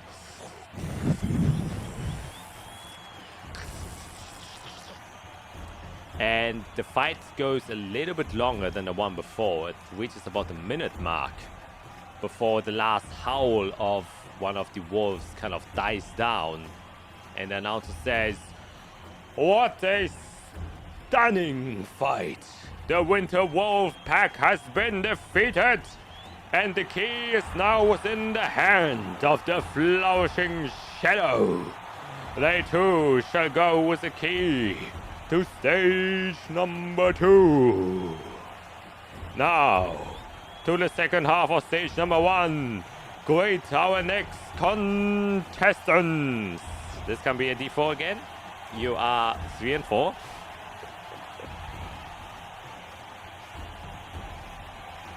There you go. Hailing from Azathia, Chaldeers, we have the Fate Weavers, a group of 3 very peculiar individuals. Eirik of the Fireblood, Isorel the Giant Bark, and Fiera, Doctor of Time. And you can see that the door or trapdoor over you opens up as you get brought outside, and you can now also see, as you walk out the stairs, the huge open field that is basically just white snow as you step out. But you can see there are 6 just wooden stakes in the center of this arena that have been kind of stapled up. And there's one center pillar that goes 30 feet high, on top of which you can see a very ornate chest just sitting there and chained to it. And as you all step out and see all of this, you can see kind of around this pillar suddenly 4 green glowing circles appear. And you can roll me a d4 to see which monsters you have to fight against. I got it. You want to do it, Eric? Greg, Eric, Banner.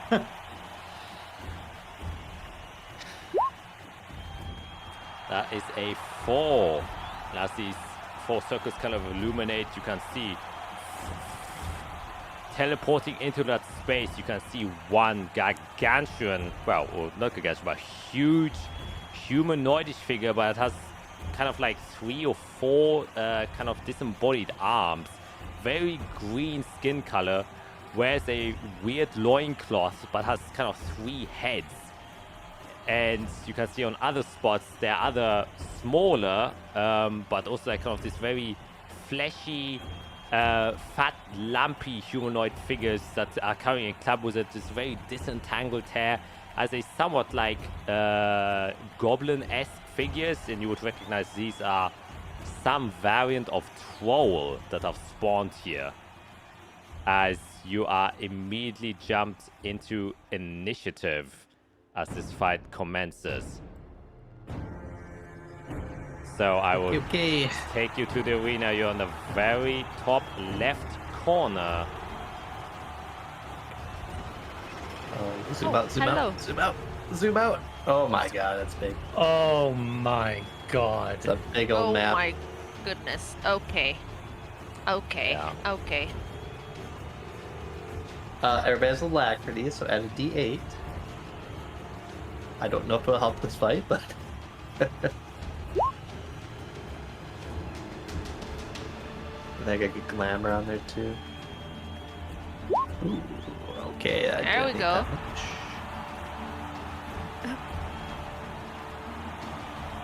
Glamour. Oh, I can't pull from DnD Beyond. What am I doing?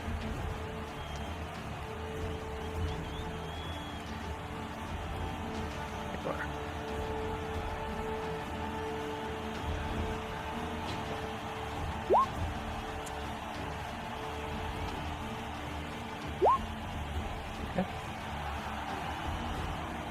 Okay, and if I heard right, we don't defeat them. That's a loss. We just have to get the key and hold it. Wow. 6 seconds. Yep. That's really a 19. Wait. Yeah, you're at 19. Alright. Because it's +8. Oh, I thought it was a D8. Oh Yeah. yeah, it's a D8. Oh, Yeah. sorry. Wait, hold on. Yeah, and I Yeah, rolled 11 a 7. plus 8. No, you rolled an 8. Okay. Right? Am I crazy? I rolled an 8? Yeah, you Oh, rolled I an thought I 8. rolled a 7. No. Oh shit. Yeah, it's an 8. I read Fiera's number, that's why. Sorry. So I'm at 18. Okay. Wow, sweet. What the heck are those? 18, please. Assholes. There we That's go. what they are. They look dead. They're Or big old trolleys. I don't think any of you would have realistically encountered one, so you got no idea what it is. But nonetheless, Fiera, you're the first one to act, so... I miscalculated. I'm under Iric. Alright. Just FYI. FYI. Okay, then I'll just redo this. Boop. There you go. Yep. well, I need to linger. I'll move. I just gotta get the square first. Okay. Oh, I can't move the square.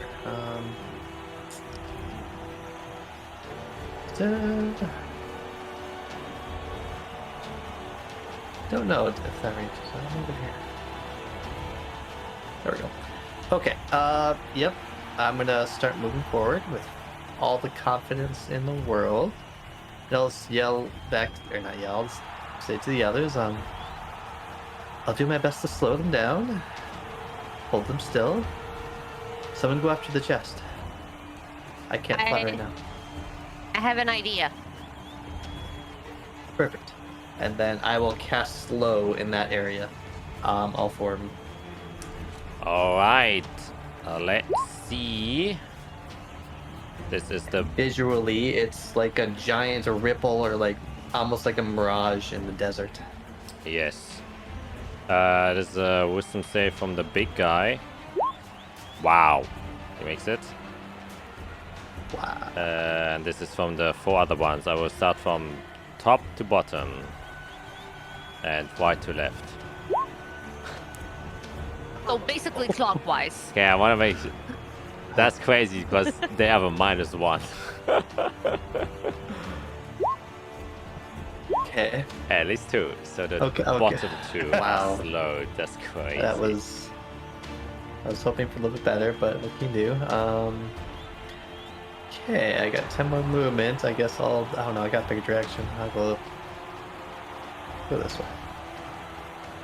Yeah, action, movement, I'm good. Popcorn ready for the arena. Okay, that takes us to Iwick.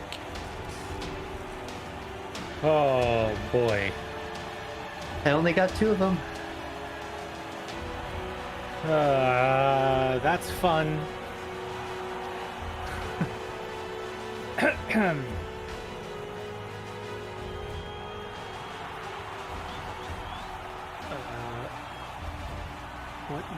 What do I have that reaches?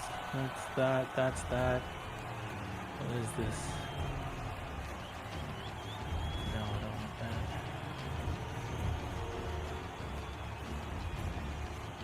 that. Okay, so how tall does the biggest one look? He looks like at least 15 feet, if not a little bit tall, like 18 feet. Okay, so I'm gonna go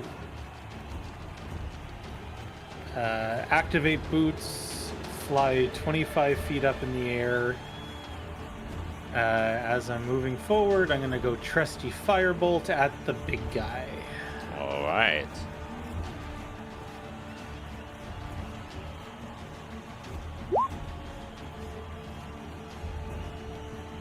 .30 will definitely hit.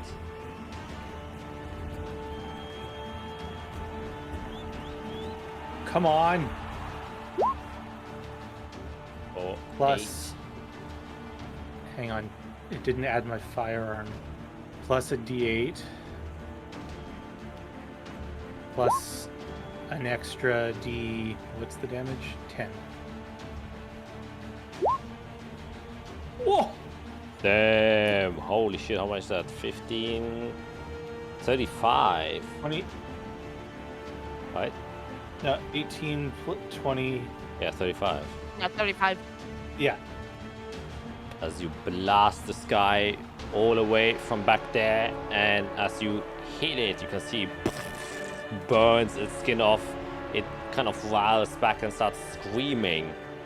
And you can see as it's kind of cauterizing its wounds, some of the skin kind of slowly tries to peel back, but the fire kind of prevents it a bit. Okay, cool. That's all I'm doing. Alright, then Isorel. Isorel is going to bring her hands like this, and for the first... is it the first time? I don't know. But I think it's the first time in combat. She's going to turn into a giant eagle. Let's go.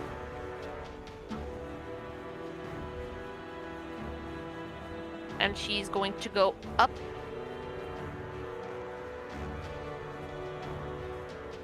Yup. And then travel.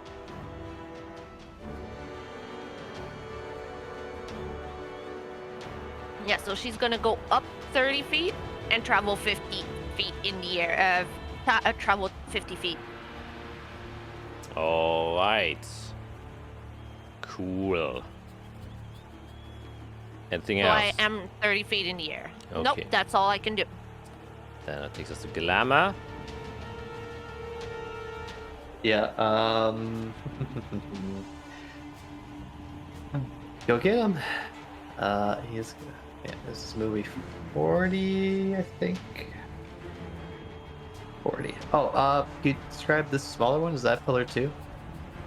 Yes. So those are like wooden stakes, more like stakes rather than pillars. How high up do they go? They go 15 feet high. Yeah, why not? Around 40. He can climb with 40 speed, so I'm gonna have him jump and get to the top of one. All right. Nice. I guess I'll have where to put him on there, like up there. So you're just gonna perch. It's pushing down. Perchy boy. Good. And that'll be it. All right. And then we will come to the trolls, the smaller ones first. This one is going to, the bottom one, the blue one, is going to start approaching the pillar and start climbing it. That's 5 feet there, and then that's, he will use his action to dash to try and get to the top of it. I will do an athletics check to see if he manages. So 12, he only goes about halfway up, so he's 15 feet there. The other guy will try and do the same. Oh, was that a slowed one? Yes, those Yes, are both those the, are slowed both ones. the slowed Okay. one. That's why they don't manage to get up. Yeah. This one does actually manage to get all the way up, so he uses action to dash. So, well, he's almost at the top, so he's like kind of with one hand, he's gotten to the edge, but he's not on the very top yet. And this one is... Yeah, no, he will just rush. So he will use action and to dash all the way there. And then, since Glamour is the only thing that's there and within range, because he has kind of like... Does any one of you understand giant? Nope. Okay, then you just hear...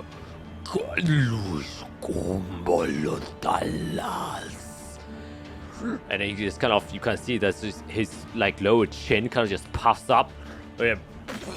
He just kind of spits out this poisonous spray, this mist of kind of this deep green venomy liquid in a 15-foot cone.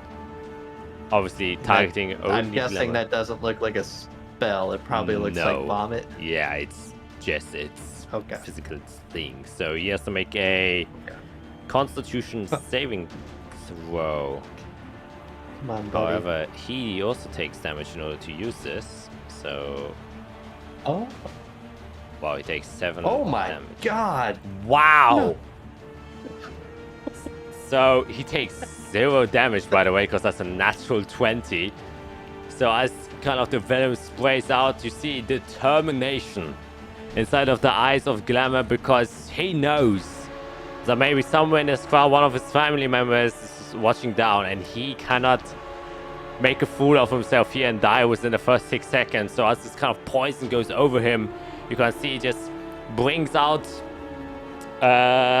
one of the cloaks he has made for himself and just kind of covers himself with it, and as the kind of poison is soaking through, it doesn't quite manage to reach him, as he just kind of throws the cloak behind him and says, ha ha! I am above you for a reason, fool! Now see what I shall do. Help! Help! As he cries back to you. And that shall end their turn, which will take us now to this, a big fella. And yeah, he's just gonna straight dash all the way to you guys, and he's a little bit faster. So he will get all the way here, as he's just kind of... And this is a big dude. As he moves his way there.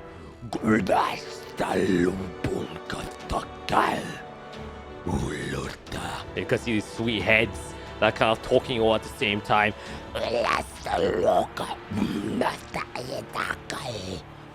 As he's running towards you with these kind of limping arms and like jagged, grown out nails that are kind of oozing this weird liquid. But I can't do anything else as he's there. And so it is your turn, Fear. Actually, wait. No, you're too far away. Thank goodness. Okay, that guy's a lot faster than I was hoping. I mean, he's big. He's pretty big. He's got long legs. Okay, quick wizard look around here. Two guys at the chest are slow. That's not doing anything right now. This guy is on my butt. That guy's on Glamour's butt. He's like 15 feet tall, so I can't put him in a ball. So I think we're moving to plan C here. Plan A and B are out the window. Okay, yep, the slow effect fade. And I rub my hands together, and kind of like I'm shaping the battlefield, I'm gonna start putting up Wall of Force. But instead of Wall of Force, it's gonna be a globe, or is that too small? Gotta look here.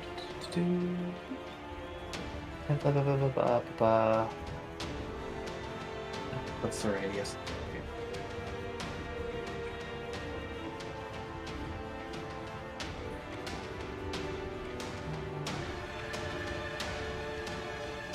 I get fine. That's fine. I will put up Wall of Force around him instead. So I'll start drawing that. 10 paddles. We're gonna have 1, 2, 3, 4, 5. I don't know, but 6, 7. Then there's gonna be one above him. That's like. Oh like wow! This for that, putting that in. That's one like this. Then one here. So there's gonna be a small area that's open. It's kind of ugly, but there's like right there. There's gonna be like that little triangle area is gonna be open. But otherwise, he's completely surrounded by Wall of Force. Okay, can I redraw that with like a black pen? Because it's kind of hard to see with. Oh. Yeah. Yeah, it's possible. Yeah, wait, it's probably not. Well, it's invisible, Jack. You gotta use your imagination now. 1,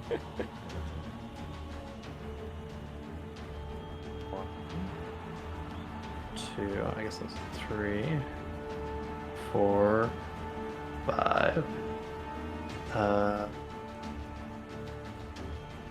6, 7. Okay, well now that's got weird. 1 there. That's 8, 9. Oh boy, how do I make that one? Be overlapped on top. The squares are on top. Yeah, that's gonna have to be good enough. That's just 15 by 15 is awkward with 10 by 10 panels. Okay. So that's on top. That's on top, and this is on top. So there's an opening. Small This opening is here. open. And small, yep, the purple's open. So this is open. Yes. Oh, so you could technically. How tall is this? Because the panels are only 10 feet tall, right? Oh boy. I can make them 5 feet off the ground. That'll fix that. All right. And I could shift that middle one over. Yeah, my drawings are not great. So that middle panel is just gonna go like right Let me here do this then. there. So, and this part here and this part here Okay, yeah, okay, are now open. I Yeah. understand. Now I understand. So this thing is floating 5 feet in the air. 5 feet off the ground. Yep. He's surrounded by a square cage with 3 things on top, and yeah, and it's invisible. But I will throw that up as I go this way. Okie dokie, very nice. Then, I believe that ends your turn. Yep. I'll take us to Iwick.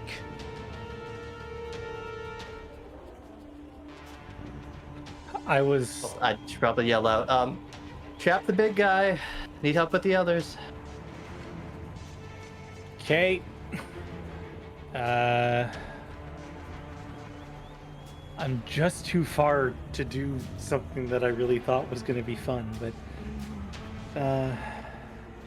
Man. No. let me then do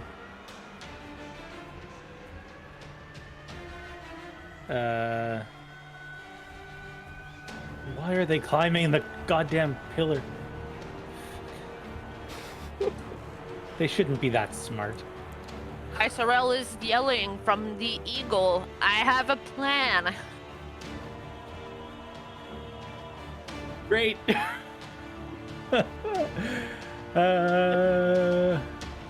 What reaches that? I can't. If I do that, no. Yeah, that's too far. Not far further down.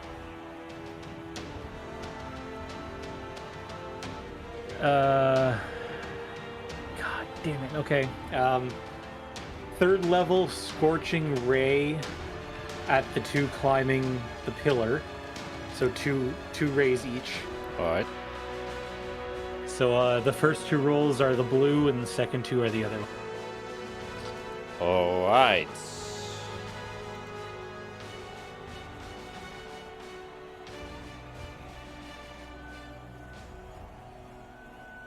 Yep, they're both it. Holy Yes. shit, let's go.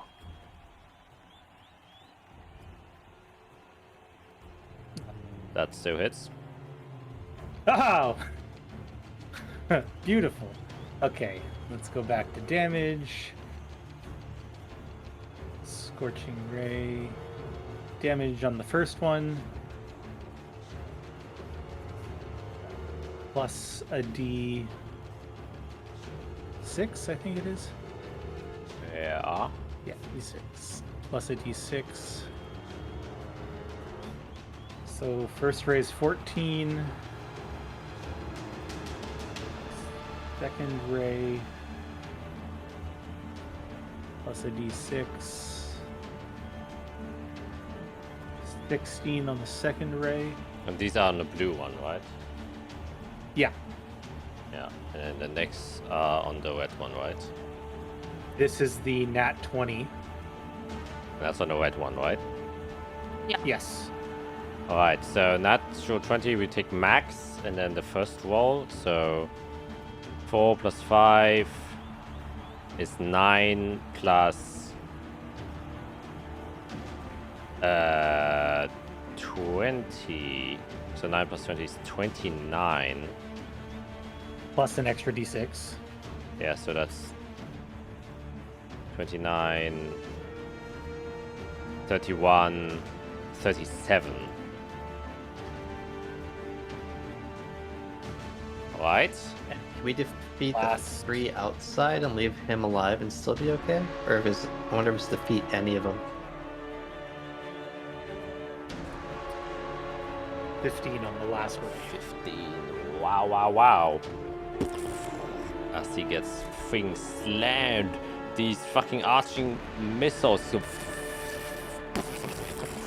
can see that they kind of blow like large holes inside of their bodies, and this dark green liquid just kind of spurting out or even starts to evaporate around as they each kind of scream in pain. I would even say the natural 20 is so strong, he has to make a strength check to see if he can actually still stay grappled there, because that was a heavy hit. So we will make a strength save. The 13, I say, is not enough. There was a heavy hit, and he will fall down 30 feet. So that's 3d6 bludgeoning damage that he will take. Wow. Still better than nothing. Minus 5 as he lands there on the ground. Alright, anything else on your turn, Iwick? Yeah, I'm just gonna fly another 25 feet, staying 25 feet in the air. Okie dokie. Then we'll come to Isowell. Yes.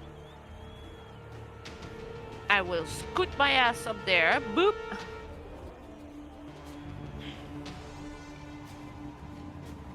So that was my movement, and my action is with my talon. I will grab the chest.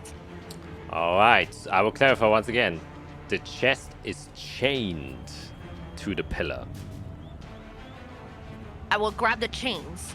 Okay, you can obviously attempt to try and break them. Yeah, that would be my try to break the chains with that. So for now, so I will try to break the chains with my talons. Try to yank it. Then make a straight strength check just to kind of rip these chains off this pillar to potentially get this chest off there. I'll take it. Sheesh, 16. I'll say, yeah, that's good enough. I'll take it. So you can just grab these chains and with one fell swoop of your wings, this giant eagle is of course strong, and you manage to kind of take out the pythons that were holding these chains attached to the pillar, and they just kind of get ripped out, and the chest is now free there. It is a very large chest, by the way. Seems quite heavy, but at least it's now free from the chains. Mm-hmm. So Okay. bonus action. Action, bonus action. That's what. No, That was your action and movement. that was my action and movement. Okay, bonus action. Can I do anything at all? Let me see.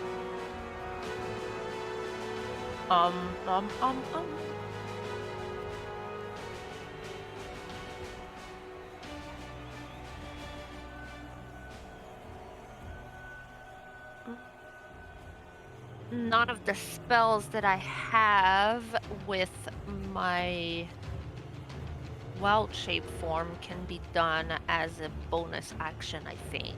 Let me double check, but I think they're all actions. Well, I think so too. Except maybe healing word. No, it's not healing word anyways, it's cure wounds. Oh, okay. Yeah, no, they're all actions, so I can't do that. Yep, so, well, I'll say bonus action, I'll just, like, scream, like, bloody murder as an eagle straight in the troll's ears. Alright, Yeah. yes, you can do that. That's it. That's it. That's what I Then- can do for now. It is Glamour's turn again. Yeah, I don't really have a job for him. So 15 feet up, does he look like he's out of melee range of that thing? I guess I could jump or just destroy the pillar. He's not surviving that. Okay, if he jumps down from 15 feet, will he take damage? He's a potentially? cat, he's fine. Okay. Okay, cat's gonna move then. I don't know if that thing has reach. Go for a run, Yeah, Glamour. no. He's gonna go 10, 20, 40. Any attacks? Nope. Okay. And then he just books it.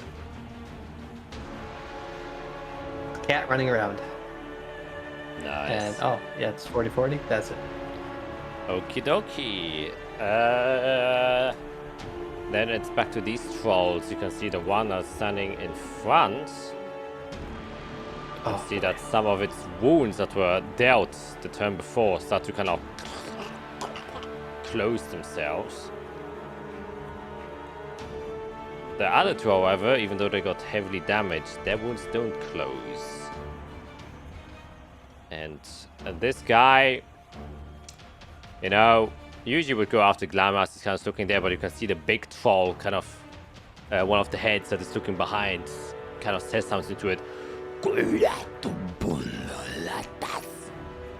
And he kind of stops in his tracks and looks over to you, Fiera. Obviously the other ones two are flying. So he will instead use its entire movement to dash all the way there. And see if he gets his Venom Spray back. He doesn't. So he's just there and uses action And that ends his turn there. Now these two boys who stand up and try to climb up the pillar once again. Strength checks. 12. Oof, you also use this action to get to the top. And now you are with him there as an eagle, as one of the trolls manages to get up there. The other one will attempt this. Yeah, he will attempt the same. It was a 15. He manages to get up there with his movement. But he kind of stays to the side. He doesn't fully goes up there. And instead, he will also just kind of vomit out onto you as well. So you have to make a Constitution saving throw.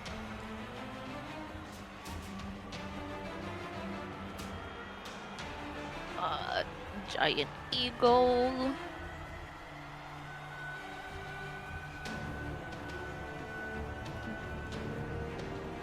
No, you're good up there, right? Yep. So my saving throws, I only have intelligence and wisdom. So I'm guessing it's the same for Constitution. Like it doesn't change from what it's, because I only have like the check. Oh yeah, it's just the checks. You just do the checks. Okay. Yeah. All right. Cool. Okay. Cool. Wow, you take full damage.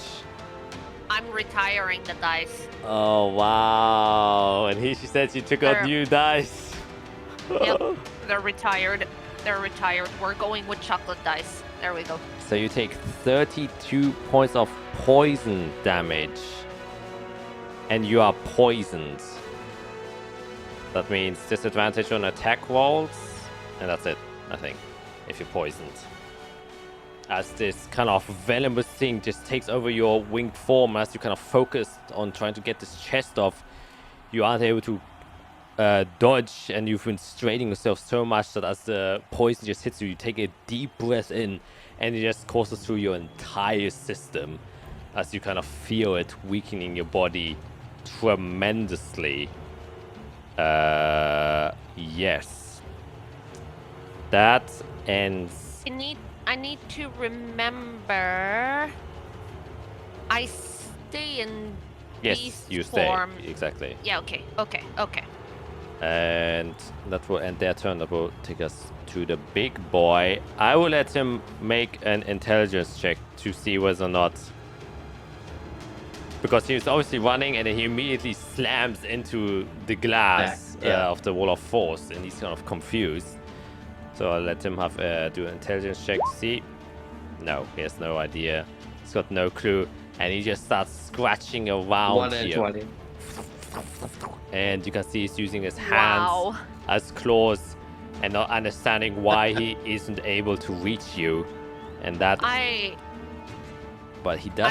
He got a crit 1 and a nat 20 in the same roll. Yeah, that's crazy. And a 0 and a 19. A 0. That's funny. However, same thing happens with him, because he didn't take any sustained damage. You can see the wounds that were on him start to heal again. As he's inside of there. But nonetheless, that will take us to Fiera. Okay. How far are you, Eirik? Eirik, your plan?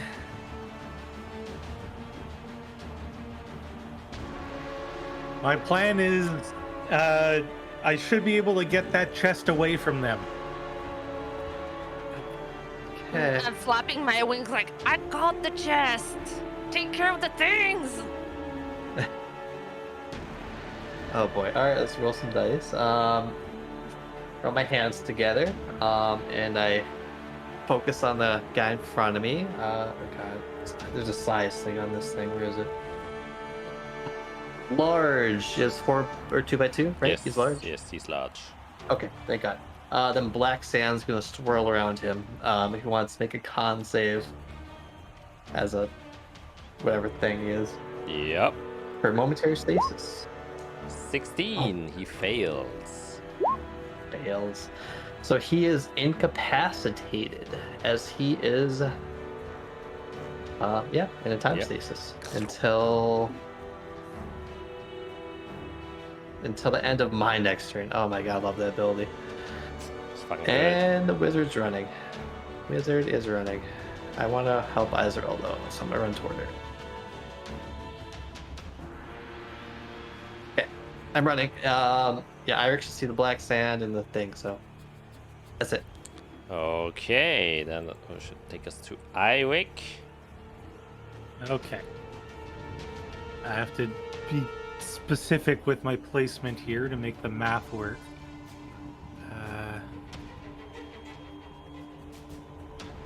Okay, so we are going to go fly 25 feet movement, and I'm going to then Misty Step 30 feet further, bonus action. Yeah. And I am now 55 feet away from the chest. And I am going to... Where did it go? I am going to cast Levitate on the loose chest. Nice. And yeah, it definitely does need to make a save, and you just see the chest move up 20 feet up. exactly as it is now 50 feet up in the air, floating there. That's a nice rhyme. All right. Anything else? That was movement, that was bonus action, that was action. Yep, no, that's it. Okay. Go, Isurel! Go. Takes us to Isurel. Yes, what are you doing? Yep. I'm gonna try to grab that chest as best as I can and try to fly away with it. Okay, yeah, I have to see, because I think while Levitate is on it, you can't move it more than 20 feet, right? That's how that works. That's fine. If I need to fly up 20 feet in the air, that's what I'm gonna do. I just want to double check, because one of my other Yep. players uses this. Cannon Yep. only by pushing and pulling, which allows it to move as if it were climbing. Wait, what? The target can move. Also, the target can only change the target's attitude. If you are the target, you can move up, down as part of your move. Otherwise, you take magic action to move the target, which must remain. So I don't know. Wait, what? It sounds like it can only move from me, making it move. But if I It's see not like a Isurel, movable rod. if I see Isurel grab it and the trolls aren't getting to her, I can drop concentration. Or do I have to drop it on my turn? No, you can drop concentration whenever. So once I see her grab it, I can drop concentration, because the whole point was that I wanted to get it away from the trolls. Okay, so, however, the chest right now is 20 feet up. There are two trolls next to you, Isurel, and you would have to leave their combat range in order to get to this chest. Yes. I will take the chance. Okay, so 2 attacks. My goal is to get... Yep.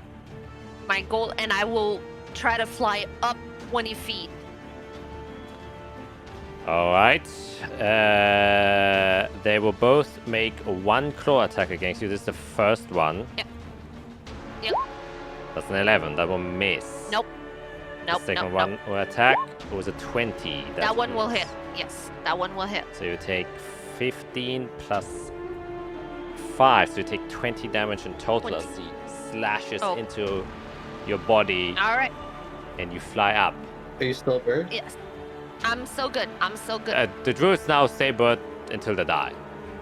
They don't lose. Yep. Oh, Yeah, oh, I stay. right. I Okay. stay bird, but also I had temporary HP added because I was. So I'm totally fine. I'm really good. Don't worry about me right now. So I fly up 20, Yep. and then I still have 60 feet of movement. So once I see her grab the chest and have control of it, I'll drop concentration. Okay, then make a strength check because the chest is Yes. heavy and it's a Yes. big old Yes. chest. Let's say the DC of this is Okay. 13. Carry Okay. it.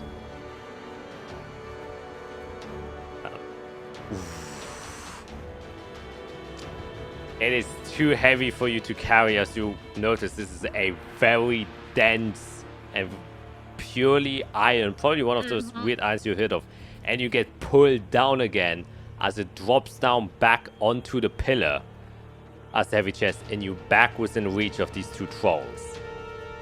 Okay. Wait, shit, is it too late to do a flash of genius for her? Oh Oh no, never mind. I'm too far. Yeah, I'm too far. I was about to say. Yeah, you're too far. Okay.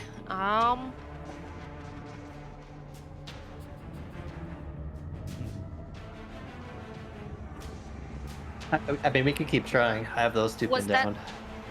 Yeah. So would you consider that my action in that case? No. It was just an attempt No. to Okay. grab. It would have been part of my movement. Okay. Yeah. Okay. Perfect. Perfect. Does she look stable at least holding it, or is it pulling her down? No, it pulled her down. The chest is back on the pillar again. It just Oh, was sorry. too- Okay. Yeah, no worries. All right. I'm going to.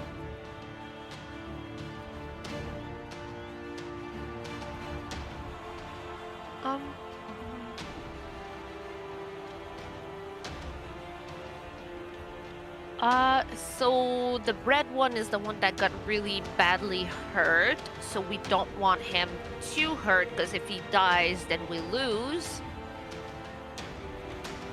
Also, remember the vomit. No, you can kill the monsters. That's not against the rules. Okay. Yeah. Oh, there's okay, nothing okay, against okay, that.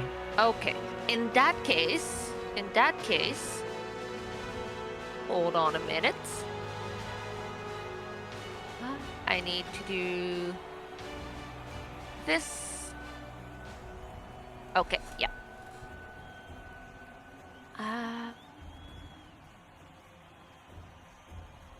How do I make it? Boop. Right here. I want it to stay. All right. You have to I want it press- to stay. You have to press the linger option. I will do Where it. is it? Oh wait. Oh, there it is. I'm just done. Boop. I'm gonna cast Moonbeam on them. All right. As an eagle, the holy beam comes down. When do they take damage? Now? Or- When now and when they enter their next round into it. Or when they end their turn as well, right? Yeah. All yes. right. Yes. So Yes. what save is So that? now and when they end the turn. Constitution. So first, Right. yes. Hold on. Let me cast it so that you have it. It's a second level, if I remember correctly. Yeah. There it is. Wow. Wow. But it is what it is. Wow. Okay, two cons Yep, from yep. left to right. Fail. Fail. So they both take 6 radiant damage. However, as they're Yes. being blasted by this radiant energy, similar to when Eirik blasted them, it kind of burns them up, and then there's these weird pustules and fat warts just explode on their body. So you just take 2d8 damage from each of them being within 5 feet as they take damage. No. So that's a total of God damn it, I forgot. 4d8. Take 16 poison damage as they kind of release this toxic gas within your vicinity. And I believe that ends your turn, unless you have anything else. Yes. That will be it for me right now. Yes. Oh, and because you're poisoned, I forgot, you also have disadvantage on all ability checks. Yes. So that would have been strength. Yeah, the strength would have been disadvantage. But we now know. Yeah, but 11. I mean, an 11 still failed. yeah, exactly. So that didn't change anything. But glamour is now. Yeah. So we have a mental connection. I'm gonna give him some instruction here as I try to help my friend out. Just gotta figure out where I'm gonna end up. Right there. Okay. That pillar. I'm just gonna tell him to come toward me. So he's gonna run. Turn hard right, and then boom. action to dash. So you're just gonna run there, and I'm just gonna tell him we're gonna pass something off. I'll figure out if this works. All right. But it stinks inside of here, as you answer. And it does stink a lot as the kind of gases fumes from their body and the odor spreads around. It is their turn again, and you are right there as well. So they will make full-on attacks against you. Each of them has 3 attacks. Mm-hmm. So the first one will attempt to bite you. That was a 17, I believe, that barely hits. Yes. Yikes. Oh no. So that's 13 damage, and you're re-poisoned again. Yep. And then you take 2 claw attacks. It's the first one, 26 hits. Yep. Hello. The third one. Is this And... Oh my god! Mm-hmm. Oh, that's I don't think you're hard. gonna survive that or That's not. hard. Okay. That is I'll another. use my reaction on that one. Are you close enough? And it's late. 120 feet. Okay, nice. Oh, I wish I used it earlier, but you live and you learn. It has to make a wisdom save as I flick my hand to try to throw it on time. Oh, nice. Alright, that is the... Well, that's for the natural 20, I will say. So she still takes the... Yeah. I was holding it Yeah. because I was praying, but my Yeah. prayers were not heard. Okay, so she still takes 14 damage as well. And wisdom save should be good. Oh my god! How's up? They have a -1. It's crazy. Oh. So you take... Jesus Christ. That's 13 plus 12 is 25. 25 plus 12 is 37. Yep, I'm down. Icewell gets pulled out, and the rest of you also instantly disappear, and you are immediately within a kind of enclosed space. You are standing on stone slabs, as you can immediately see as 4 clerics surround you, immediately go to you, and cast healing spells on Icewell. Icewell, you get brought back immediately for 28 HP as the clerics go to you. But however, you can hear the announcer say, "Oh, a close call, a brave challenge, but unfortunately, the Fate Weavers were defeated. Though will they perform better within stage 2, but now without the key, they will have a severe disadvantage. Now we go on to the last participant."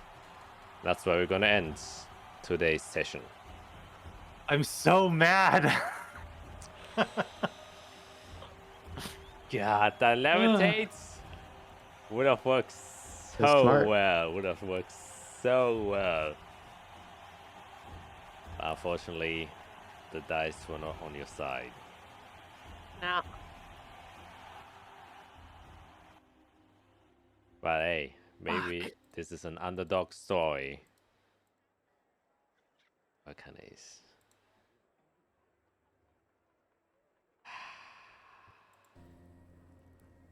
I'm mad at myself.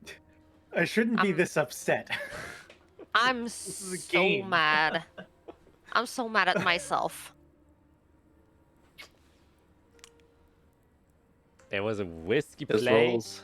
It was a risky play as well to go there alone to two of them, but I mean, to be fair, actually no, they weren't the toughest of the encounters you could have gotten, but they No. are definitely one of the more difficult ones since they are intelligent. That's the big problem, right? The fact that they had like the seals and stuff, like to try get out of there without getting attacked or anything, and the dice were just not on my side. It's rough. It was just that strength to Jesus, carry yes. the chest. Yep. That's it. Yeah. Yep. Yeah. That one strength check. Well, And then crit. you learn, but it's not over yet. It doesn't mean that we lost. It doesn't mean that we're done. Yeah, it doesn't. Yeah. Stage 2 is still there. And oh boy. Yeah, still my 6 and Yeah. 7. Yeah, we'll see. Well, Oh, my microphone. Oh, okay, here I am. there we go. I have to get a new cable. I'm praying that it's the cable and not the microphone as well. I'm fucked. Anyways, hopefully we'll see you guys in 2 weeks. Splitting out next one, and I mean, winning the arena would be a nice episode 100 flavor. Yeah. Mm-hmm. So Yeah. we'll see. But nothing much else to say. Catch you for this arena fight next time. Bye. Wish these people luck.